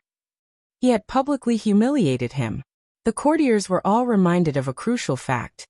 Emperor Qian's temperament was mercurial, and when he turned malicious, he spared no one's dignity. Emperor Qian remained unmoved, a cold sneer on his lips. Silence. I have no desire to hear any more of your nonsense. My court will not tolerate heretics, evildoers, and despicable individuals like you. Men, remove his black hat, strip him of his official attire, and escort him out of the Golden Throne Hall.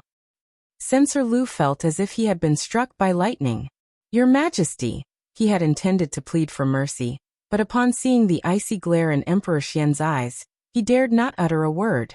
If he said anything more, the emperor would surely reprimand him for his lack of insight. His entire body went limp as he was dragged out of the chamber. Officer Tian felt as though he had been slapped across the face, the sting of humiliation searing through him. But what tormented him even more was the necessity to feign indifference, to act as though nothing had occurred. For he knew that to react would only deepen the humiliation. Officer Qiao, fear not. I am no tyrant, but I cannot abide those with wicked intentions attempting to deceive me. Emperor Qian turned to Xiao Yunduan, adopting a friendly tone. He gestured for the eunuch to present the memorial to Xiao Yunduan. If there is anything else you wish to convey, speak freely, and I shall make a fair judgment. Thank you for your benevolence, Emperor. Xiao Yunduan bowed respectfully, then rose to accept the document. The situation was progressing better than he had anticipated. Xiao Yunduan sighed ruefully as he recounted the events of his visit to the Qiao family with his wife, which resulted in their expulsion and his wife being subjected to physical abuse. He continued, I possess evidence in the form of a severance letter written by the Qiao family, formally disowning their relationship with both me and Ms. Qiao. However, as they are her family, I could not bring myself to reveal the truth. I had hoped to clear my name, but instead, matters have escalated, and the emperor has been alerted. This is entirely my fault. The ministers were taken aback, while Officer Tian seethed with anger. Why did you not produce the severance letter earlier? It could have spared us much trouble. Xiao Yunduan requested that Officer Tian retrieve the severance letter from his residence. Emperor Qian sneered. There is no need. I am already aware of what transpired within the Qiao family. Fearing that you would approach them for financial support, they wrote the severance letter to belittle you. Now that you have risen to the position of Primus, They are envious and seek to tarnish your reputation. How despicable. I recognize the injustice you have suffered in this affair. Xiao Yunduan remained silent, processing the emperor's words. Thank you for your consideration, your majesty, he finally responded. Emperor Qian let out a sigh. As the new Primus, if anyone dares to unjustly humiliate you, you have the right to seek support from the crown prince or the other princes. Let's see who would dare to act against you. It was absurd to think that his newly appointed Primus would be subjected to bullying without any support. Emperor Qian found the notion preposterous. Thank you for your concern, your majesty. Xiao Yunduan expressed his gratitude once more. Rise, Emperor Qian commanded with a wave of his hand, his gaze coldly sweeping over the courtiers. Is there anything else you wish to address? The courtiers shook their heads, acknowledging that the emperor's perspective was just. No one dared to voice any dissent. They all understood the clear message conveyed by the emperor. If you find any errors, ads pop up, ads redirect, broken links, non-standard content, etc., please let us know. Report so we can fix it as soon as possible.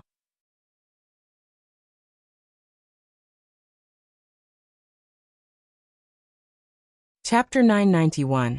Officer Tian. The courtiers watched as the emperor defended Editor Xiao, realizing that he had received a stroke of good fortune.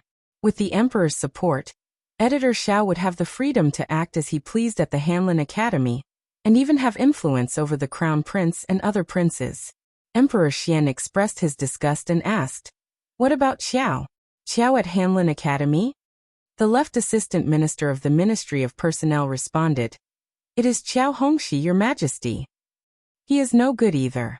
Emperor Qian exclaimed, knowing the internal affairs that outsiders were unaware of.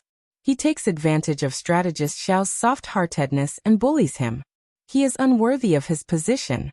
Demote him to an ordinary civilian without any rank. If he fails to show improvement, I doubt he can remain at Hanlin Academy any longer. You lack morality. Do not tarnish the reputation of the Hanlin Academy. The left assistant minister bowed, his forehead covered in cold sweat. Yes, your majesty. Emperor Qian released his pent-up anger, feeling somewhat relieved. He snorted and dismissed the court. Before leaving, he glanced at Officer Tian and commanded him to attend an audience. Officer Tian respectfully acknowledged, feeling even more ashamed. Xiao Yunduan bid farewell to the courtiers and departed from the Qianqing Palace. He waved to the departing courtiers and made his way back to the Hanlin Academy. The courtiers exchanged glances, shaking their heads, sighing, or even chuckling, each with their own thoughts on the events that had transpired.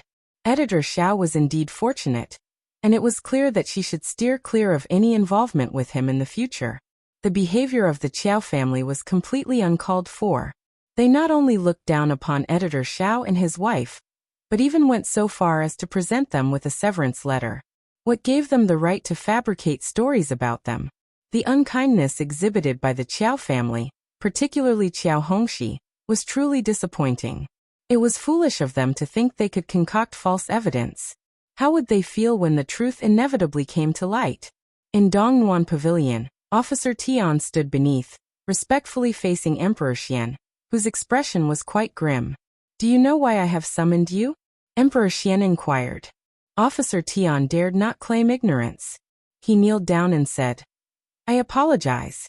I did not explicitly order it, but I was not broad-minded enough. I allowed certain tactics to be employed, and I purposefully remained silent. If it weren't for me, those individuals would not have troubled a newly appointed editor. I am deeply sorry, Your Majesty. Please punish me. Officer Tian kowtowed repeatedly on the ground, expressing his remorse. Emperor Qian, recognizing Officer Tian's astuteness, felt the anger within him dissipate. He acknowledged that Officer Tian possessed a sense of wisdom. I will not punish you, but you have certainly made a fool of yourself. It's all in the past now, and I have already addressed the issue publicly, haven't I? If anyone dares to bring it up again, teach them a lesson. If anyone dares to resist, why make things difficult for my new Primus? He is talented and virtuous, and I have plans for his future. There is no need for you to create further obstacles for him. It is always commendable to rectify one's mistakes. Just ensure that such a situation does not arise again. Thank you for your kindness, Your Majesty. I will remember your teachings. I apologize, but concerning my daughter. Officer Tian sighed, his voice filled with regret. Emperor Qian understood the predicament. The Tian family's daughter had always been exceptional and proud, one of the finest among the noble ladies. It was a great disappointment that she had fallen into such a trap in her marriage. No wonder old Tian was so upset. His actions were driven by love for his daughter.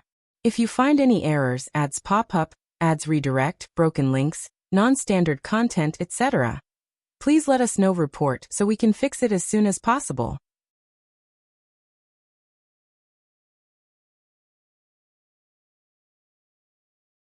Chapter 992. Revenge.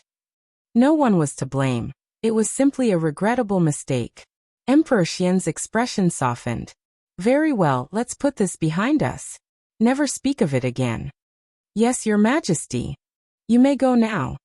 Thank you, Your Majesty.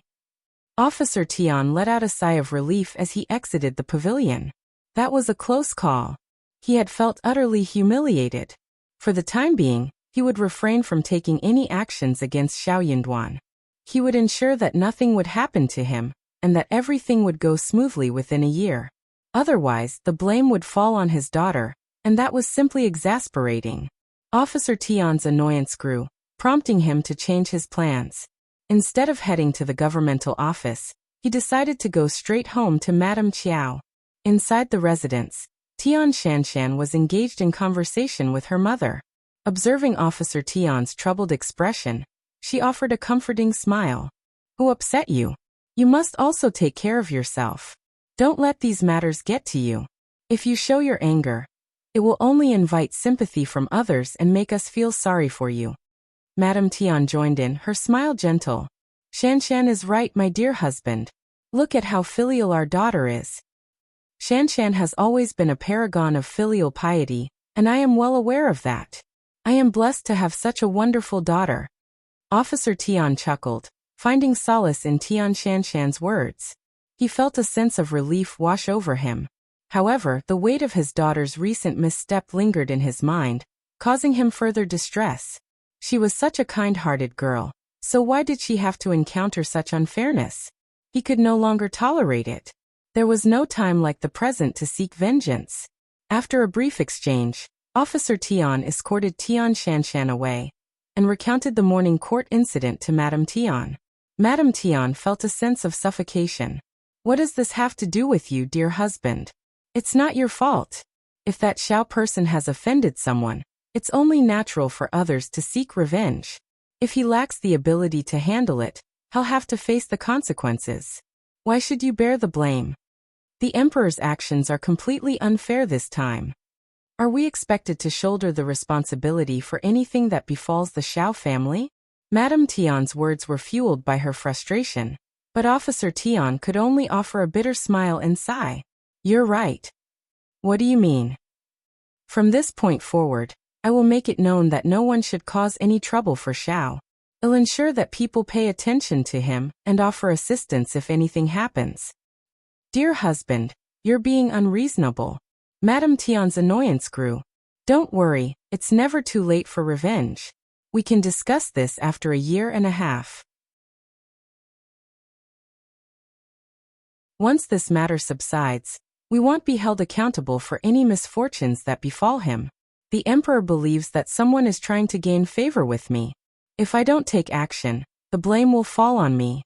Madame Tian's frustration grew. It's just too much. But that's what the Emperor has decided. What can we do? Madame Tian's eyes welled up with tears. She used a handkerchief to wipe them away. Poor Shanshan, she doesn't deserve this. Officer Tian's heart ached. It wasn't just his daughter who had been wronged.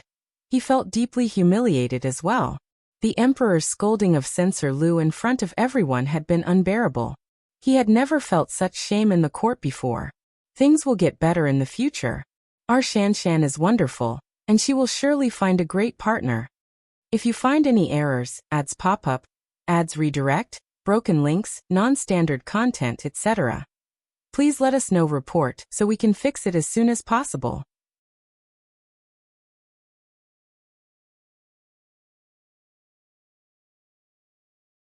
Chapter 993. Venting anger on his daughter-in-law.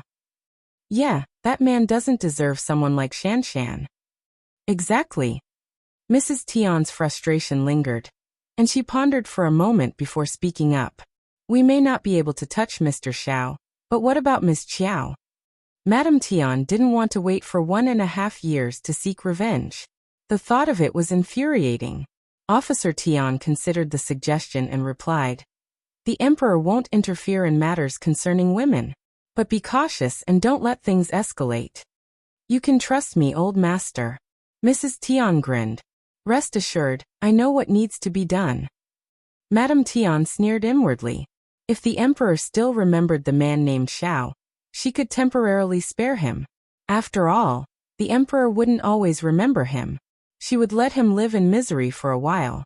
Her daughter-in-law was merely a concubine's daughter, cut off from her own family. She must have been spoiled by her maternal relatives, which explained her cowardice and lack of intelligence. Humiliating such a woman would be a piece of cake. There were plenty of people willing to do the dirty work for the Tian family. She didn't need to personally intervene. It was for Miss Qiao's own good, of course. Miss Qiao had been publicly humiliated by the government officials, and everyone was laughing at her. They were about to witness whether Miss Qiao could salvage her pride. Then he would realize how mistaken he was.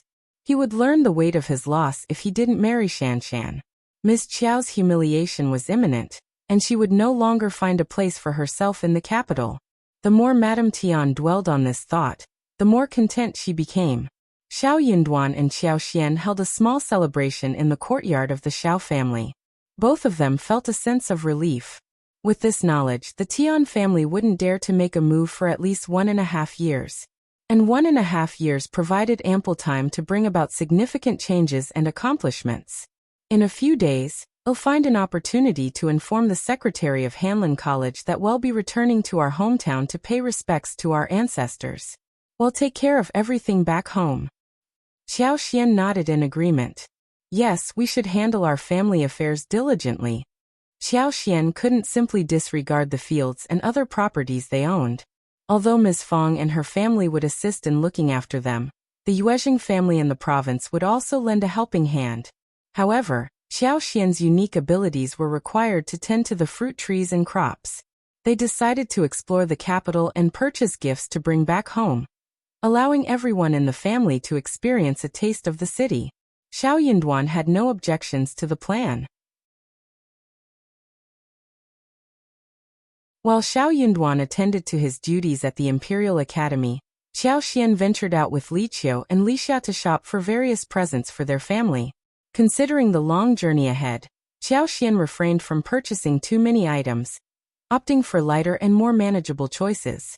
However, due to the nature of snacks and pastries, it was challenging to transport them over a long distance. As a result, they reluctantly decided to forego the delectable treats and instead purchase dried fruits that could be used to make candied delicacies. Qiao Xian made another visit to various pharmacies, hoping to come across some live ginseng roots. The intention was to acquire them and store them in the space, anticipating the possibility of pleasant surprises. Qiao Xian couldn't shake off the feeling that the space was on the verge of undergoing an upgrade. If you find any errors, ads pop up, ads redirect, broken links, non-standard content, etc., please let us know report so we can fix it as soon as possible.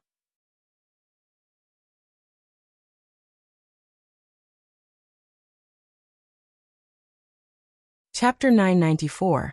Buying living ginseng. At this moment, if she could acquire 10 or 20 live ginseng plants and cultivate them, it would likely yield positive results.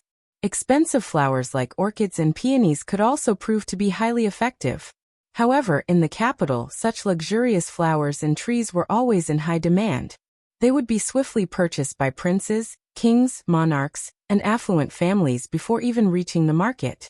Money wasn't an issue for her, but she lacked the necessary skills. Hence, contemplating the matter was essentially futile. The demand for ginseng in the capital was exceedingly high. Perhaps if luck favored him, he might be able to make a purchase? Qiao Xian had an exceptionally fortunate day. She successfully procured some live ginsengs from 2 different stores. In total, there were approximately 30 ginseng plants, varying in size. Qiao Xian felt as if she had discovered a treasure and managed to acquire everything at a bargain price. The amount she spent ran into tens of thousands. Even the wealthiest families in the capital did not purchase ginseng in this manner. Qiao Xian gained quite a reputation in the ginseng business, with numerous ginseng vendors eagerly offering their products to her. Even the 2 stores she had bought from were enthusiastically recommending some aged ginsengs. However, Qiao Xian declined all their offers. Although these aged ginsengs were of high quality, she could sense their lack of vitality. Over time, they had dried up and transformed into mere medicinal herbs. No matter how excellent they might be, they were of no use to her. Qiao Xian planted the 30 or so ginseng plants in her garden space. The following day, she witnessed all of them taking root in the soil and gradually rejuvenating. The spiritual energy was so abundant that Qiao Xian could see the expansion of the spring water area from the Proficiency Sutra. Standing near the spring, she gazed into the distance, unable to discern its end. It extended at least 3,000 to 4,000 meters away. Curiously, Qiao Xian casually broke a pomegranate and inserted it into the soil. To her surprise, the pomegranate firmly took root in the ground. The interspace no longer rejected ordinary plants like it used to. Even simple items were now accepted by the space. Qiao Xian was astonished. She had no idea how many things she could cultivate in this vast and fertile land. Regardless of the crop, it was evident that it would thrive and grow faster within this space. Moreover, the hut provided a storage space where items would never spoil. In the future, even during times of hardship like the Great Desolate Year, there would be no need to worry. Qiao Xian pondered over how to maximize the utilization of this land. Qiao Xian's first step was to divide the remaining 6 potatoes and plant 4.5 of them. She allocated 1.5 potatoes to the backyard of her small house in the capital. When the time for harvest arrived, it would be difficult for anyone to distinguish them if they were mixed together. The yield in the interspace was even more impressive. In less than 2 years, she would accumulate countless potatoes as seeds. Initially, she had some concerns. The potatoes needed to be planted within the current year, as planting them too late would be past the suitable season. Even though she had the assistance of the interspace, it wasn't ideal to delay the planting for too long. Since Qiao Xian was returning to her hometown with Xiao Yunduan, she couldn't plant the potatoes there. They had to be planted in the capital. However, the journey was long and time-consuming. It would take more than 3 months to reach their destination. Who knew what would become of the potatoes by the time they returned to the capital? Nevertheless, she had no other option. She was still in a dilemma, but unexpectedly, the interspace upgraded and became more accommodating. Now, she no longer had to worry. If you find any errors, ads pop up, ads redirect, broken links, non-standard content, etc., please let us know. Report so we can fix it as soon as possible.